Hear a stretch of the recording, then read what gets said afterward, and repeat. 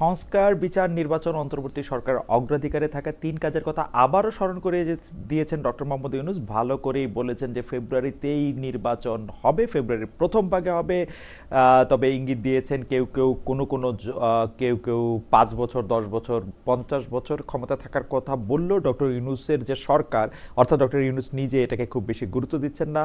তবে কোন দিকে রাজনীতি যাচ্ছে, কোনো একটা সংস্কার, বিচার, নির্বাচনের পাশাপাশি কোনো একটা ষড়যন্ত্র মাথাচাড়া দিচ্ছে কিনা কোথাও, সেইটা নিয়ে কথা বলার জন্য বা সেই সব বিষয়ে কথা বলার জন্য আমাদের সঙ্গে রয়েছেন বিএনপির কেন্দ্রীয় নির্বাহী কমিটির সদস্য, ঢাকা জেলা বিএনপির সাধারণ সম্পাদক অ্যাডভোকেট নিপুণ রায়চৌধুরী। অ্যাডভোকেট নিপুণ রায়চৌধুরী, আপনাকে আমাদের অনুষ্ঠানে স্বাগত জানাই। আপনি ঢাকার কেরানীগঞ্জ থেকে আমাদের সাথে যুক্ত হয়েছেন, আমাদেরকে সময় দিয়েছেন, সেজন্য আমাদের ধন্যবাদ এবং কৃতজ্ঞতা জানবেন। আপনাকেও ধন্যবাদ জানাচ্ছি। আমাদের সাথে আরও থাকছেন বাংলাদেশ জামাতে ইসলামীর যুক্তরাষ্ট্র বিষয়ক মুখপাত্র ডক্টর নকিবুর রহমান। ডক্টর নকিবুর রহমান আমাদের সাথে যুক্ত হয়েছেন যুক্তরাষ্ট্রের নর্থ ক্যারোলাইনা থেকে। প্রফেসর নকিবুর রহমান, আপনাকে আমাদের অনুষ্ঠানে স্বাগত জানাই। আপনি আমাদের সাথে যুক্ত হয়েছেন, সেজন্য আমাদের শুভেচ্ছা, কৃতজ্ঞতা এবং ধন্যবাদ জানবেন। আসসালামু আলাইকুম রহমতুল্লাহ, আপনাকে অনেক ধন্যবাদ। আমি অ্যাডভোকেট রায়চৌধুরী, আপনার কাছেই প্রথমে জানতে চাই যে নির্বাচন আয়োজন নিয়ে, বিশেষ করে গত ১ বছর ধরে নির্বাচন আয়োজন নিয়ে বিএনপি নেতারা নানা ষড়যন্ত্রের কথা, নানা বাধার কথা বলে আসছেন, কিন্তু মানে আমরা ঠিক বুঝতে পারতেছি না যে এই ষড়যন্ত্র বা বাধার কথাটা আসলে কোত্থেকে আসছে। কারণ আমরা দেখতে পাচ্ছি সরকার প্রধান বড় ৩ রাজনৈতিক দল যাদের মনে করেন তাদের নেতাদের নিয়ে এই নিউ ইয়র্কে জাতিসংঘে সফর করলেন, তাদের সাথে সভা করলেন, তাদের সাথে কথা বললেন। কিন্তু আমরা আজও আপনাদের একজন সিনিয়র নেতা এবং ঐক্যমত্য কমিশনের বিএনপির যিনি প্রতিনিধিত্ব করেছেন জনাব সালাউদ্দিন আহমেদদেরকে বলতে শুনলাম নির্বাচনের ষড়যন্ত্র বাধার কথা বলছেন।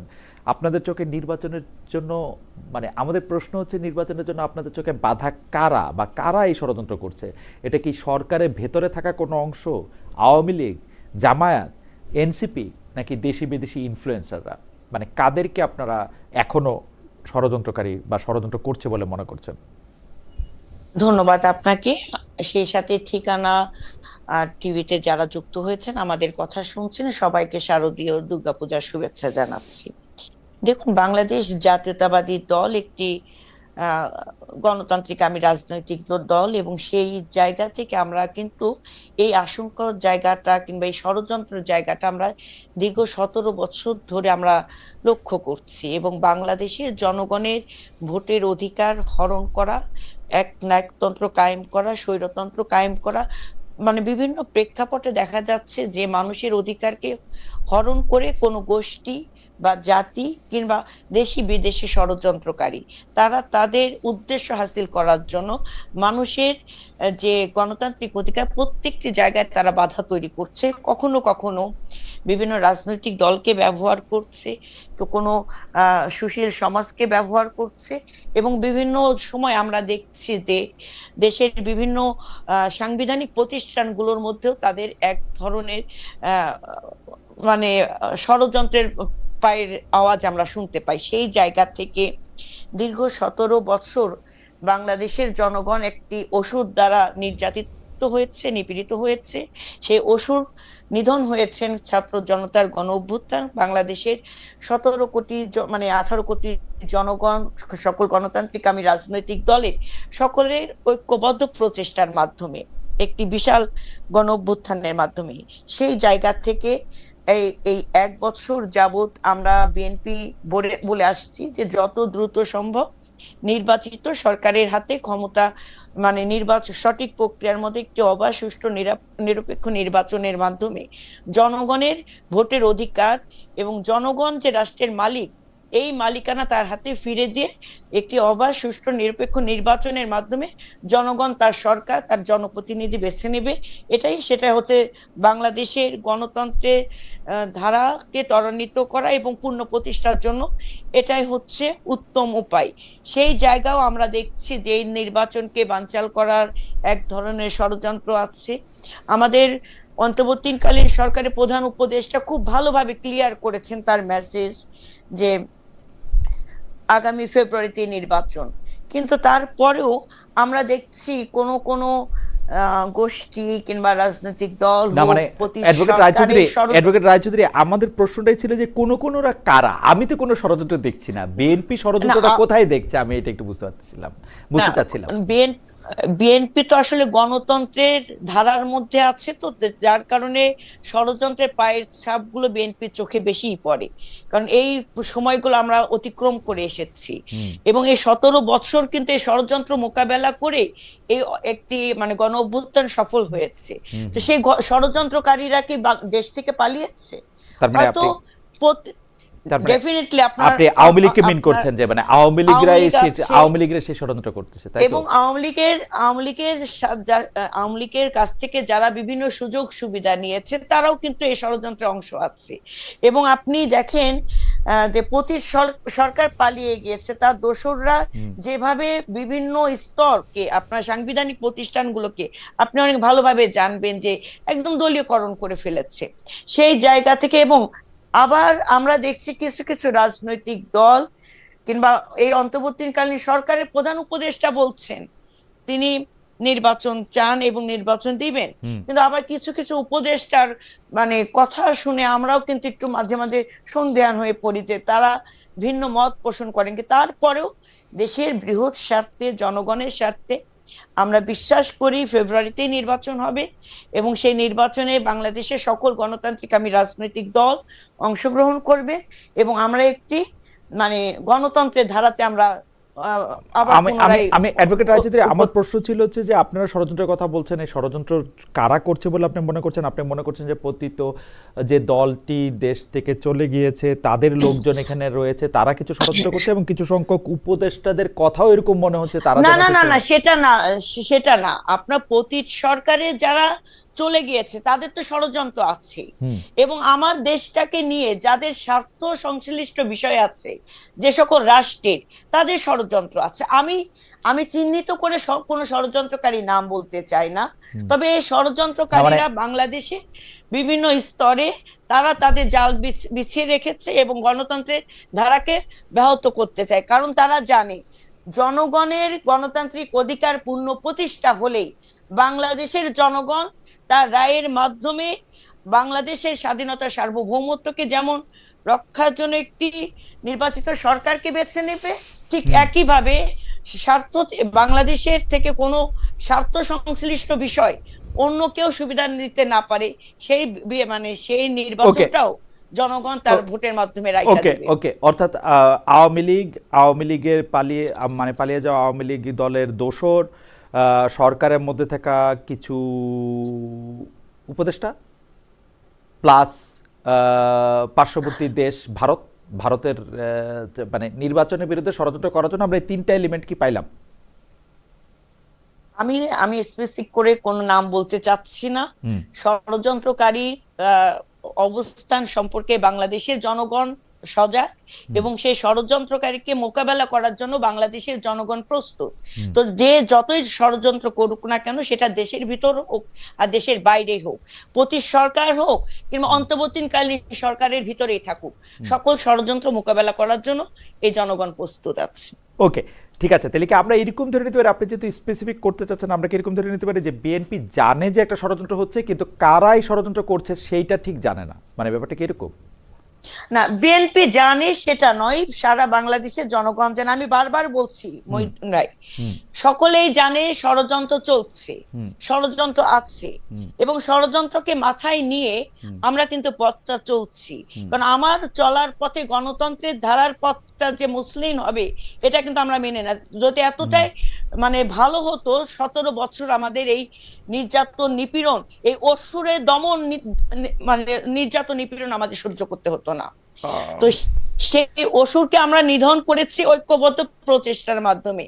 আগামী দিনে গণতন্ত্রের পথে যত বড়ই বাধা আসুক না কেন, সেটা আমরা জয় করব। গণতান্ত্রিক রাজনৈতিক দল এবং এই অন্তর্বর্তীকালীন সরকার আমরা মোকাবেলা করব। সেইটা আমরা আমরা জানি যে সেটা আপনারা মোকাবেলা করবেন, কিন্তু আমি আসলে এই ষড়যন্ত্রটা স্বরূপ বুঝতে চাইছিলাম।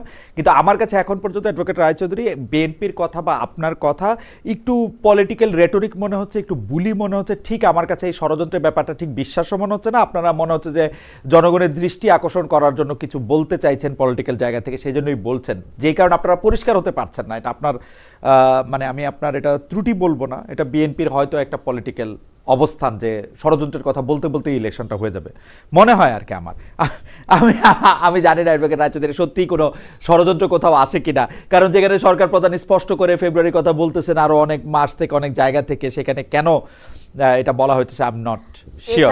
আমি এখানে একটা কথা বলি, আমাদের জি সকলের প্রত্যাশা জি একটি অবাধ, সুষ্ঠু, নিরপেক্ষ নির্বাচন, যেখানে মানুষ তার ভোটের অধিকার, তার রাষ্ট্রের মালিকানা মানুষ ফিরে পাবে, রাইট এবং সে ভোটটা দিয়ে সে তার জনপ্রতিনিধি, তার সরকার নির্বাচন করবে। এবং সেখানে ষড়যন্ত্রের পায়ের আওয়াজ আমরা জানতে পারছি, শুনতে পারছি, জনগণও বুঝতে পারছে, সকল গণতান্ত্রিক আমি রাজনৈতিক দলও বুঝতে পারছে।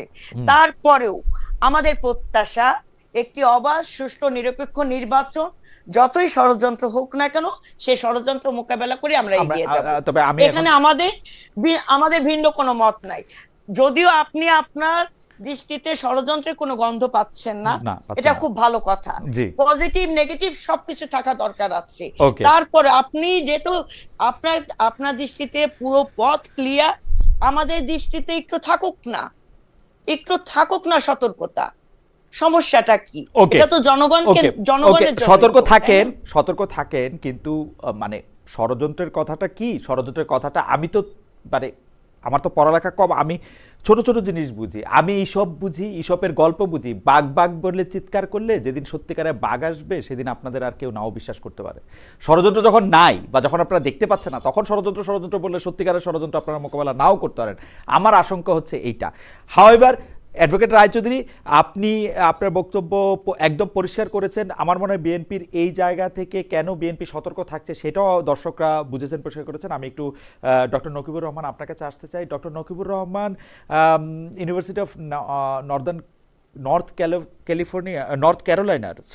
ইউনিভার্সিটি অফ নর্থ ক্যারোলাইনার ফিন্যান্সের একজন প্রফেসর। আমি যতদূর আপনাকে জানি যে আপনি শিক্ষক হিসাবে খুব জনপ্রিয়, আপনি সদা হাস্য মুখে কঠিন কঠিন গ্রেড দিয়েও আপনি আপনার শিক্ষার্থীদের মন জয় করতে পেরেছেন। সুতরাং আমার প্রশ্নে আপনি নিশ্চয়ই আরও মানে আরও খুশি হয়ে জবাব দিবেন, সেটা আমি জানি আরও নানা কারণে। কিন্তু ডক্টর নকিব, আমি একটা মৌলিক জায়গা থেকে মৌলিক প্রশ্ন দিয়ে শুরু করতে চাই। মার্কিন যুক্তরাষ্ট্রকে আমরা জানি যে মার্কিন যুক্তরাষ্ট্র একটা মানে মুসলিম প্রধান দেশ না, এটার মধ্যে মুসলিমরা সংখ্যা গুরুও না। তো সেই ক্ষেত্রে আপনি আমার যতদূর জানি যে মুসলিম উম্মা নর্দার্ন আমেরিকা, যেটা খোদ আমেরিকার মধ্যেই একটা অনেক বড় প্রতিষ্ঠান, সেই প্রতিষ্ঠানের সঙ্গে আছেন, মানে আমি নেতৃত্বের জায়গায় যদি আমি নাও বলি, সঙ্গে আছেন আপনি অনেক দিন ধরে, প্রতিষ্ঠাকালীন সময় থেকে প্রায়। এই দেশে এই সময়ে আপনার ইসলামিক যে মূল্যবোধ নিয়ে চলতে বা ইসলামিক শরিয়া নিয়েও যদি চলার ক্ষেত্রে আপনার কাছে কোনো বাধা আপনি অনুভব করেন কিনা, মানে আপনি মনে করেন কিনা যে এই দেশে থেকে আপনি যেভাবে আপনার ধর্ম বা আদর্শ পালন করতে চান সেটার ক্ষেত্রে আপনার কোনো বাধা আছে? ধন্যবাদ খালেদ মহিউদ্দিন ভাই। বিসমিল্লাহির রহমানির রহিম। আপনার যে দর্শক যারা দেখছেন লাইভ এবং পরবর্তীতে দেখবেন, তাদেরকে আসসালামু আলাইকুম রহমতুল্লাহ। এবং বাংলাদেশে একটা বড় ধর্মীয় গোষ্ঠী দুর্গাপূজা পালন করছে, তাদেরকে অভিনন্দন, এবং তারা যেন শান্তিপূর্ণভাবে তাদের এই উৎসব পালন করতে পারে আমি এই কামনা ব্যক্ত করি। এবং আমি আশা করব সরকার তাদের সমস্ত নিরাপত্তা দেবে যাতে করে স্বাধীনভাবে তারা তাদের ধর্ম পালন করতে পারে। আমি নিপুণ আপাকে খুবই শ্রদ্ধা করি। বিগত দিনগুলোতে স্বৈরাচার বিরোধী আন্দোলনে তিনি জেলে গিয়েছেন, নির্যাতনের শিকার হয়েছেন, এজন্য আমি তাকে শ্রদ্ধা জানাই এবং আমি নিপুণ আপাকে শুভেচ্ছা জানিয়ে আমি শুরু করছি। আপনি যে বক্তব্য দিয়েছেন, ইন্টারেস্টিংলি আমি আমেরিকাতে এসেছি 9/11-এর ঠিক কয়েক সপ্তাহ আগে। আমি 15ই অগস্ট 2021 সালে আমি আমেরিকাতে এসেছিলাম, 2001 সালে আমি আমেরিকাতে প্রথম এসেছি। আহ, এবং আমেরিকাতে যারা প্রি 9/11 এবং পোস্ট 9/11 বসবাস করেন তারা বলতে পারবেন যে এটার মধ্যে একটা বড় পার্থক্য রয়েছে। 9/11-এর আগে আমেরিকাতে ফার্স্ট অ্যামেন্ডমেন্ট খুবই স্ট্রং, যেখানে ধর্মীয় স্বাধীনতাটাকে নিশ্চিত করা হয়, মত প্রকাশের স্বাধীনতাকে নিশ্চিত করা হয়। সেই first amendment was under attack after 9/11। So সেই সময় পার করে, যদিও আমি তখন থাকতাম খুব ছোট্ট একটা শহরে, আমি এসেছিলাম ইউনিভার্সিটি অফ মেইনে গ্র্যাজুয়েট স্কুলে। সেটা আমেরিকার অন্য অন্য জায়গা থেকে ভিন্ন, এবং আমি এটা নিয়ে লিখেওছি, সিএনএনও আমার এক্সপিরিয়েন্স কভার করেছে।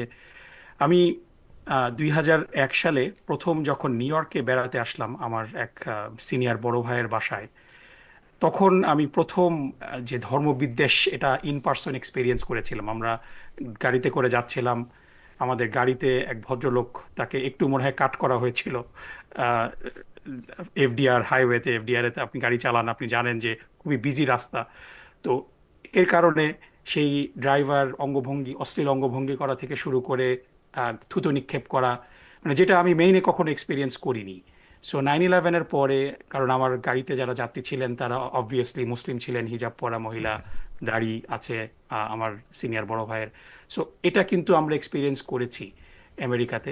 তারপরে দীর্ঘদিন ধরে আমি বাংলাদেশে ছিলাম 2004 থেকে 6 সালের মধ্যে। আবার 2006 সালে আমি এসেছি, আমি নিউ অরলিন্সে ছিলাম, আমি এখন নর্থ ক্যারোলাইনাতে থাকি। সো বিভিন্ন জায়গাতে থাকার কারণে আমরা দেখেছি যে এখানে সরকার পরিবর্তনের সাথে সাথে স্টেট গভর্নমেন্ট এবং স্টেট সেনেট, এই জায়গাগুলোতে যারা নিয়ন্ত্রণ করে তাদের কারো কারো মাঝে কিছুটা কিন্তু ইসলাম বিদ্বেষ পরিলক্ষিত হয়। আমেরিকাতে 12টা স্টেটে শরিয়া বিরোধী আইন পাশ হয়েছে, এবং তারা জানেও না যে শরিয়া কি জিনিস। বেসিক্যালি এটা ইসলাম বিদ্বেষ থেকেই তারা করেছে। সুতরাং আমি যেই মসজিদে নামাজ পড়তে যাই, এখানে মসজিদ মদিনা, 5 বছর আগে এখানে একজন আর্মি রিটায়ার্ড ব্যক্তি পুরা গাড়ি ভর্তি বন্দুক নিয়ে হামলা করার উদ্দেশ্যে এসেছিল। সো এখানে কিছু এই ব্লিপ আছে যেখানে ধর্মীয় স্বাধীনতা লঙ্ঘিত হয়েছে, কিন্তু এর পরেও মোটা দাগে আমেরিকার যেই কনস্টিটিউশন সেটা অ্যালাউ করে মুসলিম হিসাবে আমাদের স্বকীয়তা বজায় রেখে আমরা এই দেশে যেন থাকতে পারি। এদেশে বিভিন্ন ইসলামিক স্কুল প্রতিষ্ঠান গড়ে উঠেছে, দাতব্য চ্যারিটি প্রতিষ্ঠান গড়ে উঠেছে, তারা স্বাধীনভাবে কাজ করছে, কিন্তু এই কাজটা মাঝে মাঝে বাধার মধ্যে পড়ে যায়। ডক্টর রহমান, আমি যেটা বলতে চাইছি যে মুসলিম উম্মা নর্দার্ন আমেরিকা, মানে মার্কিন যুক্তরাষ্ট্রের, আপনি ঠিকই বলেছেন, কিন্তু আমি যতদূর জানি যে মার্কিন যুক্তরাষ্ট্রের প্রত্যেকটা ধর্ম বা আদর্শের বেজরাই নানা ধরনের হেইট ক্যাম্পেইনের শিকার হন।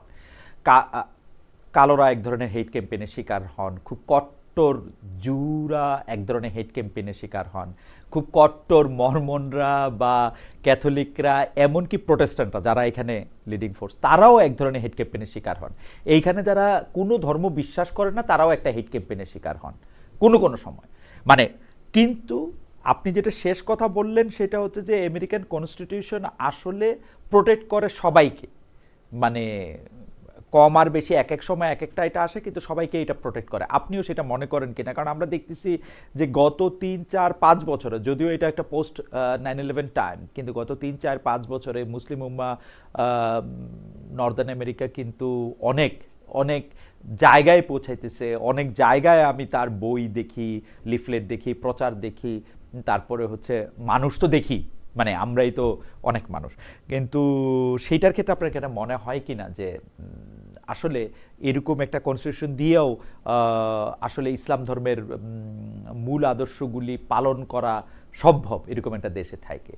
মানে এইটা আপনার মনে হয়? না, ডেফিনেটলি এখানে যেহেতু first amendment is enshrined in the constitution, so এই ফার্স্ট অ্যামেন্ডমেন্টটাকে লিমিট করার বিভিন্ন বন্দোবস্ত হচ্ছে, এবং স্পেশালি প্যালেস্টিনি অধিকার আন্দোলনগুলোকে শ্রিঙ্ক করার বিভিন্ন ক্যাম্পাসে যেই চেষ্টা সেটা আমরা দেখছি। সো এই জায়গাগুলোতে কিছু ক্র্যাকডাউন হয়, ক্র্যাকডাউন হচ্ছে। So at the end of the day আমেরিকাতে এই ফার্স্ট অ্যামেন্ডমেন্ট থাকার কারণেই কিন্তু আমরা কিন্তু আমেরিকাতে আছি, এটা আমাদের ইচ্ছায়, তাই না?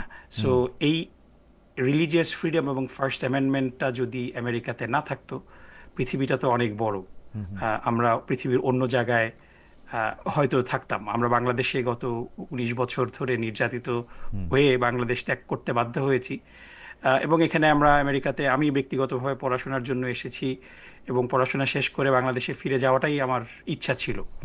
কিন্তু স্বৈরাচারের দমন নিপীড়নের কারণে আমাদের বাংলাদেশে যাওয়ার ক্ষেত্রে প্রচণ্ড বাধা সৃষ্টি করার কারণে একান্ত বাধ্য হয়েই এখানে আমরা থাকতে বাধ্য হয়েছি। কিন্তু at the end of the day আমি যদি বলি যে এখানে থাকাটা, এটা কিন্তু আমাদের একটা পছন্দ, এবং এই পছন্দের মূল কারণটা হলো যে এখানে মোটা দাগে 9/11-এর পরে ফার্স্ট অ্যামেন্ডমেন্ট কিছুটা সীমিত হলেও মোটা দাগে এখানে ফার্স্ট অ্যামেন্ডমেন্ট থাকার কারণে, ধর্মীয় স্বাধীনতা থাকার কারণে আমাদের ধর্মচর্চা করা, আমাদের কাজকর্ম করার যে স্বাধীনতা আছে, এটার সুযোগটা আমরা ব্যবহার করছি।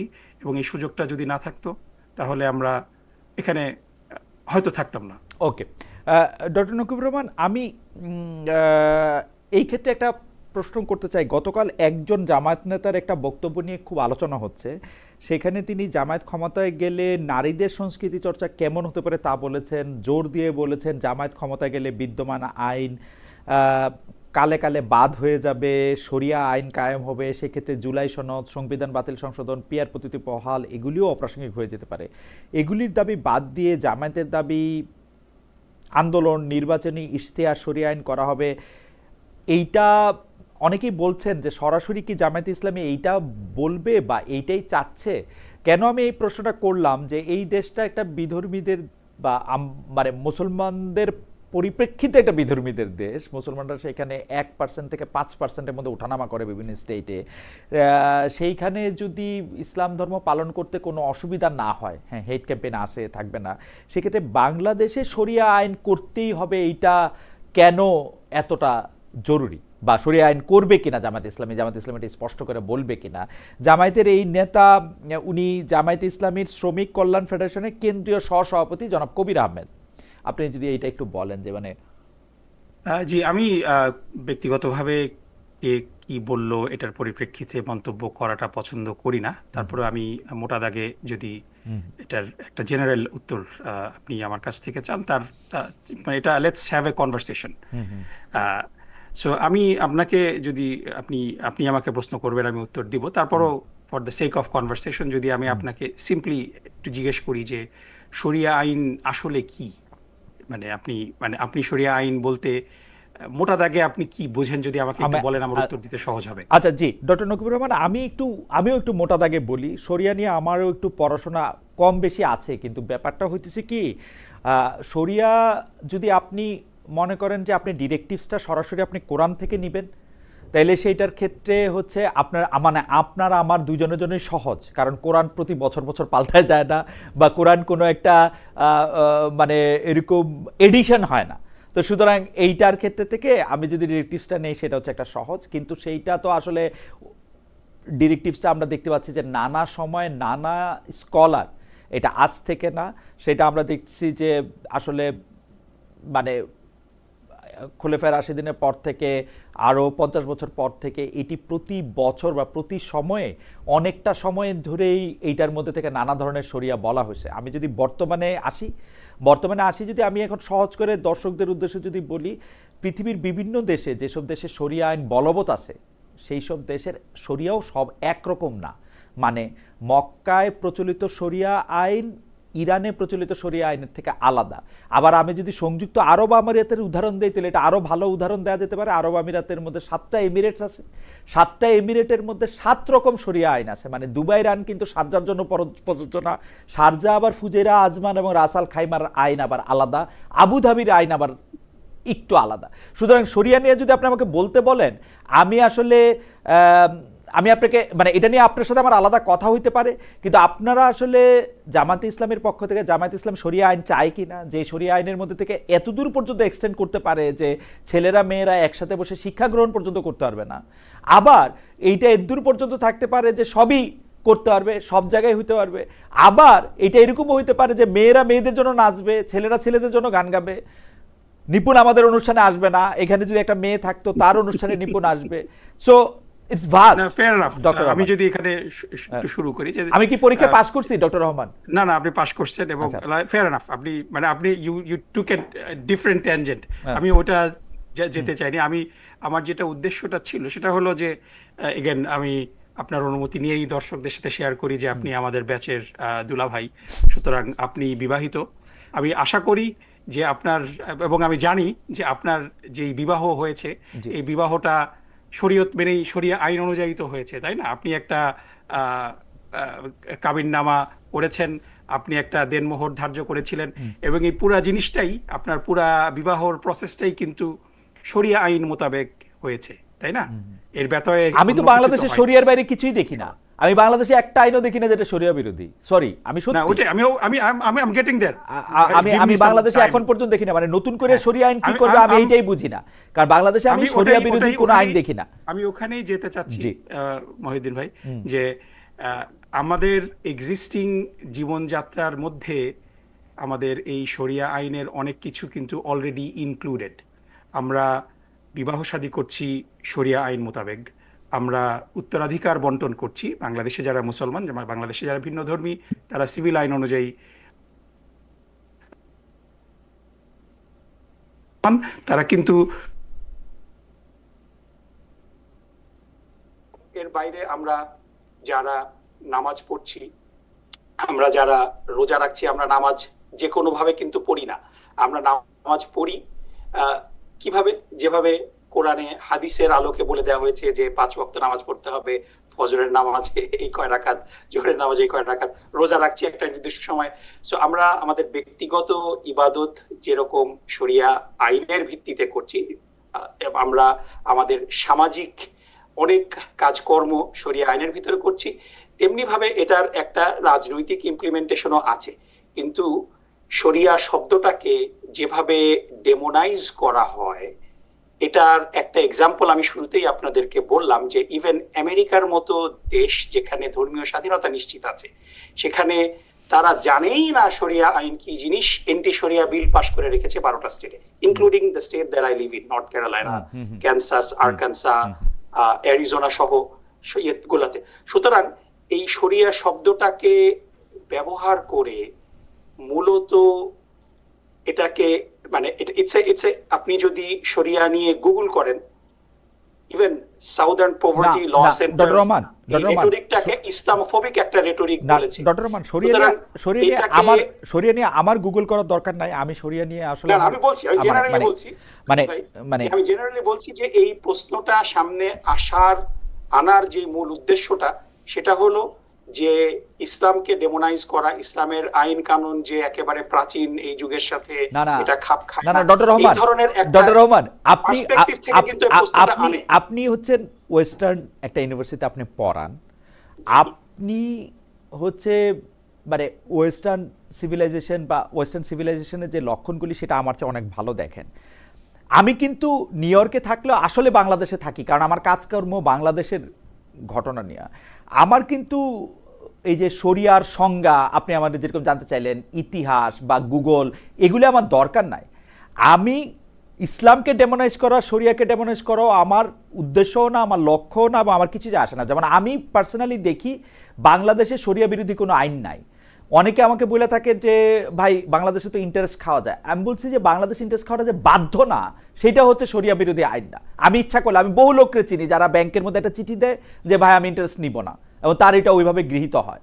বাংলাদেশে যে মদ খাওয়া নিয়ে আইন হয়েছে, আমাদের এক ভাই আমাকে দৃষ্টি আকর্ষণ করছে, মদ খাওয়া নিয়ে একটা আইন হয়েছে সংসদে। মদ খাওয়া নিয়ে কি আইন হয়েছে এটা আবার একটু পড়েন ভাই, কষ্ট করে, পড়ালেখার তো কোনো বিকল্প নাই, তাই না? তো আবার একটু পড়েন, পড়লে এটা একটু বুঝতে পারবেন, এবং মদ কাকে বলে এইটাও আপনি একটু বুঝতে পারবেন, একটু পড়েন, পড়লে তো ভালো। এখন ঘটনা হইতেছে যে যেই বিষয়গুলি সামনে আসছে আমরা ওইটারে আলাদা করে ওইটা নিয়ে যদি আমরা কথা বলি, যে আপনারা কি স্পষ্ট করে বলবেন যে ছেলে মেয়েরা কি ঢাকা ইউনিভার্সিটিতে বা অন্য ইউনিভার্সিটিগুলিতে একসাথে পড়াশোনা করতে পারবে নাকি আলাদা আলাদা পড়াশোনা করবে? আমার কোনোটাতে কোনো অসুবিধা নাই, মানে মানুষ যদি ভোট দেয় কোনোটাতে কোনো, কিন্তু আপনারা পরিষ্কার করতেছেন কিনা অবস্থানটা। না না, অবশ্যই আমাদের অবস্থান খুবই পরিষ্কার খালেদ জি মহিউদ্দিন ভাই। জি জি একটু আমাদের অবস্থান খুবই পরিষ্কার বলেন তো। যে আমরা, দেখেন, আপনার একটা উইশ লিস্ট থাকে জীবনে, যে আপনি 20টা জিনিস করতে চান, কিন্তু 20টা জিনিস তো আপনি একবারে করতে পারবেন না, তাই না? এবং জামাত ইসলামী তার যে কোর প্রিন্সিপাল আমরা যদি দেখি, যে জামাতের উদ্দেশ্য লক্ষ্য আমরা যদি পড়ি জামাতের গঠনতন্ত্র অনুযায়ী, এটা কিন্তু ক্ষমতায় যাওয়া না, 1 2 3 4 করে 5 এরকম করে কাজ না। জামাতের আমরা যারা জামাত ইসলামী করি, এটার আমাদের একটাই লক্ষ্য এবং উদ্দেশ্য, সেটা হলো যে আমরা বাংলাদেশের সামাজিক অর্থনৈতিক একটা পরিবর্তন আনার চেষ্টা করতে চাই, এবং এই চেষ্টা করার মাধ্যমে আমরা আল্লাহর সন্তুষ্টি অর্জন করতে চাই। এটা হলো আমাদের লক্ষ্য এবং উদ্দেশ্য। সুতরাং আমাদের পার্মানেন্ট কিছু লক্ষ্য উদ্দেশ্য আছে, কিন্তু আমরা সবকিছু একসাথে অর্জন করতে পারবো না। এটার জন্যই কিন্তু আমরা আলাদা করে নির্বাচনী ম্যানিফেস্টো দিই। আমি 20টা জিনিস চেতে পারি, কিন্তু এই 20টা জিনিস যে আমি চাচ্ছি, তার সাথে আমার আমাকে যারা ভালোবাসে, আমাকে পছন্দ করে কিন্তু আমার দল করে না, তারা আমার 20টা জিনিসের মধ্যে 15টা জিনিসের সাথে একমত, তখন আমি আমার ম্যানিফেস্টোতে এই 15টা জিনিসকেই অগ্রাধিকার দিব। এই 5টা জিনিসকে আমি বর্তমানে একটু I will slow down on that. Okay, তারপরে আমি আরো যখন আমার হরাইজনটা এক্সপ্যান্ড করব, আমার কোয়ালিশনটা এক্সপ্যান্ড করব, এই কোয়ালিশনের যারা শরিক, তারা যদি এই 15টার মধ্যে 10টা বিষয়ে একমত হয়, বাকি 5টা বিষয় নিয়ে তারা শিওর না, তখন কিন্তু আমাদের এজেন্ডা হয়ে যাবে 10টা। এজন্যই কিন্তু প্রত্যেকটা নির্বাচনের জন্য আলাদা করে ম্যানিফেস্টো আসে, এবং আমরা আমাদের ম্যানিফেস্টো নিয়ে কাজ করছি। এবং আমাদের ম্যানিফেস্টোতে, মেক নো মিস্টেক, আমাদের যেই কর্মসূচি, it is derived from our belief. আমরা এমন কোনো কাজ করি না যেটা কোরআন এবং সুন্নাহর পরিপন্থী। এবং আপনি যেটা বললেন যে বাংলাদেশে এখন বিদ্যমান আইনের অধিকাংশ আইনই, আমি একেবারে 100% বলবো না, বাট একেবারে 99% আইনই শরিয়া সম্মত, এবং আরো কিছু আইন যুক্ত তো করা যাওয়ার পসিবিলিটি আছে, কিন্তু সব তো আমরা একসাথে ইনক্লুড করতে পারবো না। বিকজ আমার মনে হয় ডক্টর রহমান, আপনার বক্তব্য পরিষ্কার। তবে আমি এটা আসলে একাডেমিক ইন্টারেস্টে আপনি বুঝতে চাই যে বাংলাদেশে আপনি অধিকাংশ আইন আপনি কোরআন সুন্নাহ সাথে সামঞ্জস্যপূর্ণ আপনি বলছেন, কোরআন সুন্নাহর বিরোধী আইন, মানে আমি ব্যাংকিং এবং ফিনান্স সেক্টরের মধ্যে ইন্টারেস্ট পার্টটুকু ছাড়া, কারণ ইন্টারেস্ট পার্টের ব্যাপারে আসলে ইসলামী স্কলাররা বিস্তারিত আলোচনা করেছেন। আপনি যেহেতু ফিনান্সের প্রফেসর, আপনি এটা অনেক জানেন। আমিও এটা আসলে দেখতে চাইছিলাম যে এটা আসলে ইসলাম ব্যাপারটাকে নিয়ে আসলে কি বলে। তো আমিও কিছু, তো আপনি নিশ্চয়ই এরপরে আমার সাথে যখন আপনার সঙ্গে যখন কথা করার সুযোগ হবে, আপনি আমার একটু বলেন যে মানে বাংলাদেশের স্পেসিফিক কোন আইনগুলি কোরআন সুন্নাহ বিরোধী বলে আপনার মনে আমি হয়। একটা সিম্পল এক্সাম্পল দিই, যেটা আমাদের সবচেয়ে বড় নির্বাচনী এজেন্ডা, এবং বাংলাদেশের মানুষ যে কারণে এখন জামাত ইসলামীর প্রতি কিছুটা আস্তে আস্তে আস্থাশীল হয়ে উঠছে, যে বাংলাদেশে মোটা দাগে সবচেয়ে বড় সমস্যা, আপনি যদি যে কোনো লোককে আপনি পোল করেন, বাংলাদেশের সবচেয়ে বড় সমস্যা হলো দুর্নীতি। দুর্নীতিতে আমরা বিশ্ব চ্যাম্পিয়ন হয়েছি কয়েকবার পরপর। এই দুর্নীতিকে রোধ করার কথা সবাই বলে, কিন্তু কথা বলা সহজ, কিন্তু কাজে প্রমাণ দেওয়াটা খুব কঠিন। এখানে আমার আব্বা যখন মন্ত্রী ছিলেন, মুজাহিদ সাহেব যখন মন্ত্রী ছিলেন রহমাহুল্লাহ, তারা তাদের মন্ত্রণালয়ের দায়িত্ব পালনকালীন সময়ে, ইউ ক্যান আস্ক এনিওয়ান, তারা কিন্তু বলবে বাংলাদেশে অনেক মন্ত্রীরাই সততার সাথে মন্ত্রিত্ব করেছেন, কিন্তু এটারও একটা স্ট্যান্ডার্ড আছে, they went above and beyond. তাদের মন্ত্রণালয়ে দলীয় কোনো কর্মী সমর্থকদেরকে তারা ভিড়তে দিতেন না, তাদের কারণে তাদের মন্ত্রণালয়গুলা একেবারে ফেয়ার এনাফ। এই জায়গাটাতেই আমি বলছি যে এই যে দুর্নীতি করাটা অন্যায়, দুর্নীতি করাটা মূল্যবোধ বিরোধী, মোরালিটির সাথে এটাকে বাংলাদেশের কোন আইনে কি আছে দুর্নীতি করার ন্যায়? না, এটাই বাংলাদেশের আদর্শ লিপি থেকে শাস্তিটা কিন্তু সেইভাবে ইমপ্লিমেন্টেড হচ্ছে না। সো এই জায়গাগুলোতেই শাস্তি ইমপ্লিমেন্ট হইতেছে না আপনার বিচার বিভাগের জন্য, বিচার বিভাগকে মানে কুক্ষিগত করার জন্য, বিচার বিভাগকে ভয় দেখানোর জন্য, কিন্তু আইনের তো অভাব নাই। আইন মানতেছেন না মানুষ। আইনের অভাব আছে খালিদ ভাই, আমি বলবো যে আইনের অভাব আছে। আইন নিডস টু বি, মানে আমাদের ওভারঅল এন্টি করাপশনের যে প্রসেসটা, মানে ইটস নট জাস্ট আপনার আইন করে তো সবকিছু করা যায় না। আইন করে আমেরিকাতেও এটা খুবই ইন্টারেস্টিং কথা বলছেন যে আপনারা কি মনে করতেছেন ওভারঅল প্রসেসটা, এবং it has to start by example. আপনি দুর্নীতির কথা বললেন, মানে ওই আপনি সেই আমরা 80-র দশকে, আপনারও মনে আছে যে একটা এন্টি ড্রাগ ক্যাম্পেইন হয়েছিল by all the top rock bands in the world, কিন্তু তারা যারা অ্যান্টি ড্রাগ ক্যাম্পেইন করছেন তারাই সবচেয়ে বড় ড্রাগের ইউজার। সো এটা করলে তো ড্রাগ কন্ট্রোল হবে না। সো আপনি দুর্নীতি বিরোধী ক্যাম্পেইন করছেন, কিন্তু যাদেরকে দিয়ে করছেন তারাই সবচেয়ে বড় দুর্নীতিবাজ, তাহলে তো এটা হবে না। সো এই কারণে you have to set example and you have to live by example. এবং এই জায়গাগুলোতেই জামাত ইসলামী ডেলিভার্ড, মানে অন্য কারো ট্র্যাক রেকর্ড কিন্তু এই ব্যাপারে নেই। So this is something that we can build on, এবং প্রসেসটা আমাদের রিভ্যাম্প করতে হবে, তা না হলে পরে বাংলাদেশকে আমরা দুর্নীতি মুক্ত আমার করতে মনে হয় পারবো যে না। আমি আপনার কথা বুঝতে পারছি যে বাংলাদেশে জামায়াতে ইসলামী আসলে দুর্নীতি দমনের যে বিচার কাজ বা শাস্তির প্রক্রিয়া সেইটাতে সে পরিবর্তন আনতে চায়, এবং সেটা শুধু শাস্তি না, প্রসেসও, প্রসেস ওকে প্রক্রিয়া। ওকে, আমরা একটু লম্বা সময় ধরে আপনার সাথে কথা বললাম এই ব্যাপারটা নিয়ে। নিশ্চয়ই আরো বড় করে আপনার সাথে আরো কথা হবে। আমি একটু অ্যাডভোকেট নিপুণ রায় চৌধুরী আপনার কাছে যেতে চাই। অ্যাডভোকেট নিপুণ রায় চৌধুরী, আপনার কাছেও আমাদের অনেক কিছু, আমরা মানে ডক্টর নকিবুর রহমানের সাথে এতখানি বিষয় নিয়ে এত কথা বলার একটা উদ্দেশ্য হচ্ছে যে আমরা পলিটিক্যাল পার্টির একটা উদ্দেশ্য এবং তারা আসলে কোন লক্ষ্যে দেশ ও জাতিকে যেহেতু তারা পরিচালনা করেন নিয়ে যেতে চান, তার সেটা আমরা একটু বুঝতে চাই। আমরা সেই ব্যাপারটা ডক্টর রহমান অনেক সুন্দর করে বলেছেন। আমরা আপনার কাছেও আসলে বুঝতে চাই যে বিএনপির, যেটাকে আমরা বিএনপির রাজনৈতিক লক্ষণ বলছি, যে লন্ডন বৈঠকের পর মানে ডক্টর ইউনূসের নির্বাচনের তারিখ ঘোষণা পছন্দ করেনি এনসিপি জামায়াত। বলা হয়েছিল যে এই ঘোষণাটা লন্ডনে দেওয়ার কি দরকার ছিল, এটা ঢাকায় এসে দেয়া যেত বা একটা পার্টির সাথে কথা বলে কি দেয়া যেত। এরপর থেকে তারা ক্রমাগত অভিযোগ করে যাচ্ছে যে সরকার বিএনপির দিকে ঝুঁকে গেছে। এই অভিযোগটাকে আমি কিছুটা সত্য বলেও মনে করি। আমার কাছে মনে হয় যে বিএনপির দিকে ঝুঁকে গেছে শুধু না, ডক্টর ইউনূস এখন পুরোপুরি বিএনপির পকেটে ঢুকে গেছেন। এটা হচ্ছে আমার অ্যানেকডোট আর কি, প্রশ্নটা একটু সফট করে করা।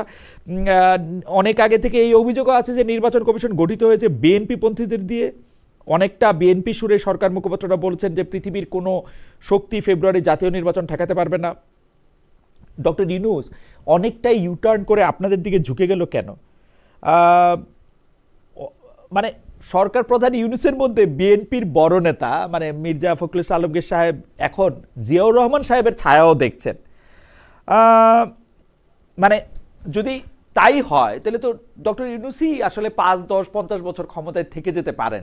আপনারা নতুন করে আর নির্বাচন কেন, মানে আপনারা যদি জিয়াউর রহমান সাহেবের মধ্যে, না সরি, ডক্টর ইউনূস সাহেবের মধ্যে আপনারা জিয়াউর রহমান সাহেবের ছায়া দেখেন, তাহলে তো আর আপনাদের আর অসুবিধা কি? আপনাদের চিন্তা দর্শন তো ডক্টর ইউনূসই বাস্তবায়ন করতেছেন বা করবেন, তাই না? ধন্যবাদ খালিদ ভাই। আমি আমার বক্তব্যটা আমি ক্লিয়ার করি। আমাদের সংগ্রামী মহাসচিব সাহেব যে বক্তব্য দিয়েছেন, তিনি তার ব্যক্তিগত বক্তব্য দিয়েছেন এবং তার জায়গা থেকে তিনি তার মতামত পোষণ করেছেন। কিন্তু বাংলাদেশ জাতীয়তাবাদী দল সব সময় কিন্তু নির্বাচন এবং গণমানুষের অধিকার পূর্ণ প্রতিষ্ঠার জন্য সংগ্রাম করেছে, লড়াই করেছে। এর থেকে বিএনপি কিন্তু কোনোভাবেই পিছু হটেনি। শত নির্যাতন এসেছে, নিপীড়ন হয়েছে, জেল মামলা হুলিয়া নিয়েও কিন্তু বিএনপি নেতৃবৃন্দরা এই রাজপথে গণ আন্দোলন গড়ে তুলেছে মানুষের অন্য প্রতিষ্ঠার জন্য। সেই জায়গায় দলের সবচেয়ে শীর্ষ নেত্রী গণতন্ত্রের মা বেগম খালেদা জিয়া, তিনি কারা নির্যাতন মেনে নিয়েছেন, তিনি অপমান অপদস্থ মেনে নিয়েছেন, কিন্তু আপোষ করে নাই ফ্যাসিবাদের সাথে, কোন ষড়যন্ত্রকারীদের সাথে আপোষ করে নাই। কারণ তিনি জানতেন যে বাংলাদেশের গণমানুষের অধিকার যদি পূর্ণ প্রতিষ্ঠার ক্ষেত্রে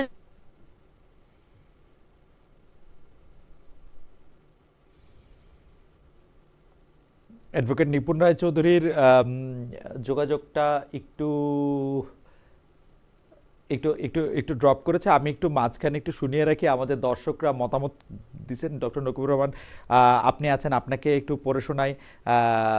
সেটা হচ্ছে যে জনাব বোরহানউদ্দিন মনির, উনি বলছেন খালেদ মহিউদ্দিন সাহেব আপনার অনুষ্ঠানে যারা ভারত বিরোধী অথবা ভারত বিরোধী তারাই আপনার অনুষ্ঠানে পার্টিসিপেট করে, মতামত দেয়, অথবা হাসিনা বিরোধী দ্বারা, ভারত বিরোধী যারা তারা পার্টিসিপেট করে এবং যারা হাসিনা বিরোধী। আচ্ছা, আরেকজন উনি বলছেন জনাব খালেদ মহিউদ্দিন আপনাকে পলাতক শেখ হাসিনা যদি আওয়ামী লীগের সভাপতির দায়িত্ব দিতে চায় আপনি সেটা গ্রহণ করবেন কিনা জানাবেন। না, করব না।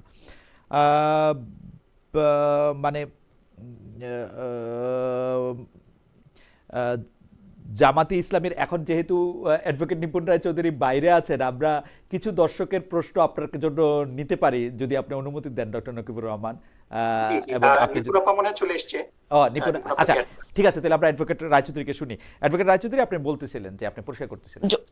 জি, তো হ্যাঁ, যে সেই জায়গা থেকে দেশনেত্রী বেগম খালেদা জিয়া গণমানুষের অধিকার প্রতিষ্ঠার জন্য তিনি আপোষ করে নাই। ফ্যাসিবাদদের সাথেও না, দেশি বিদেশি কোনো ষড়যন্ত্রকারীদের সাথে না, গণমানুষের অধিকার পূর্ণ প্রতিষ্ঠার স্বার্থে। এবং দলে তার গ্রেফতার হওয়ার পর দলের ভারপ্রাপ্ত চেয়ারম্যান তিনি সকল গণতান্ত্রিকামী রাজনৈতিক দলকে ঐক্যবদ্ধ রেখেছেন এবং তিনিও কোনো আপোষে না যে তিনি 24-এর যে নির্বাচন, আমি দামি স্বামী নির্বাচন, সেটা বর্জন করেছেন। এই যে একটা সংগ্রাম নেতৃত্ব দেয়া এবং বাংলাদেশের মানুষের অধিকার পূর্ণ প্রতিষ্ঠা করার সবচেয়ে বৃহৎ রাজনৈতিক দলের যে দায়িত্ব, এই দায়িত্বই কিন্তু মানুষের আস্থা অর্জনের একটি বড় ক্ষেত্র। এখন বিগত দিনে যে সরকার, কোন সরকার দুর্নীতি করেছে, কোন সরকার দুর্নীতি চ্যাম্পিয়ন হয়েছে, আমি ধরে নিলাম সব সরকারের আমলেই দুর্নীতি হয়েছে, কিন্তু সেই দুর্নীতির ভাগ যে সকল রাজনৈতিক দলরা নীরবে নিভৃতে মেনে নিয়েছেন, আওয়াজ তোলে নাই জনগণের পক্ষে, আবার নিজের পকেটও ভারী করেছে। এখন এসে তো ফেরেস্তা সাজলে হবে না। আপনি যদি অন্যায় করেন, অন্যায় না করে অন্যায় প্রতিবাদ তো আপনাকে কেউ করতে না করে নাই। আপনি যখন নিঃশব্দে সবকিছু মেনে নেন, তাহলে আপনিও কিন্তু সেই অপরাধী একজন। তো সেই জায়গায় আমি আমার শ্রদ্ধেয় ভাইকে আমি বলতে চাই যে আসলে আমরা রাজনীতিটা করি সবাই জনগণের স্বার্থে। আমরা সব সময় চিন্তা করি, বিএনপি চিন্তা করে যে গণমানুষের অধিকার পূর্ণ প্রতিষ্ঠায় এবং গতানুগতিক রাজনীতি থেকে বেরিয়ে এসে মানুষের মনোজগতের যে পরিবর্তন হয়েছে এখন, সেই মনোজগতের সাথে তাল মিলিয়ে আগামীর বাংলাদেশটাকে আমাদের গড়তে হবে। সেই জায়গা থেকে আপনি যে প্রশ্নটা করেছেন যে মানে আপনার, হ্যালো, জি, আমরা শুনতে পাচ্ছি আপনাকে, হ্যালো, আপনাকে শুনতে পাচ্ছি। জি জি, সেই সেই জায়গা থেকে আগামী নির্বাচনে যে আপনার অন্তর্বর্তীকালীন সরকারের প্রধান উপদেষ্টা বিএনপির সাথে বৈঠক, বিএনপি একটি বৃহৎ রাজনৈতিক দল, সেই দলের সাথে তো বৈঠক তো উনি করবেন, বরং আরো প্রথমেই করা উচিত ছিল। তখন সরকার এই বৈঠকে আসেন নাই, কিংবা তিনি দেশে থেকেও কথা বলতে পারতেন। তিনি মনে করেছেন বিদেশের মানে লন্ডনে যে কোনো না, মানে কিন্তু বৈঠক না, হয় কিন্তু এবং অ্যাডভোকেট তার রায়চৌধুরী, পরবর্তীতে অ্যাডভোকেট রায়চৌধুরী, নির্বাচন এগুলি দিয়েছে। ঠিকই আছে, কিন্তু কিন্তু আপনার আপনারা তো ডক্টর ইউনূসের, ঠিক আছে। ডক্টর ইউনূস তো এখন আপনারা যেটা বলতেছেন সেটাই করতেছেন, তাই না? মানে আপনাদের না তো না না, আলাদা করে আদর্শ না না, সেটা দেখতে পাচ্ছি না। এটা না, কেন আলাদা আদর্শ আপনারা দেখতে শুধু পাবেন না? একটা নির্বাচন চাইতেছেন, বিএনপি তো জাতীয়তাবাদী আদর্শ নিয়ে এগিয়ে যাচ্ছে। আপনারা শুধু একটা নির্বাচন চাইতেছেন, সেই যে নির্বাচনটার মধ্যে থেকে আপনারা না, ধারণা করতেছেন যে মানে যে কোনো ভাবেই হোক, যত তাড়াতাড়ি নির্বাচন হয় তত তাড়াতাড়ি আমি আপনারা। শেষ করি, জি, বলেন। আমি শেষ করি।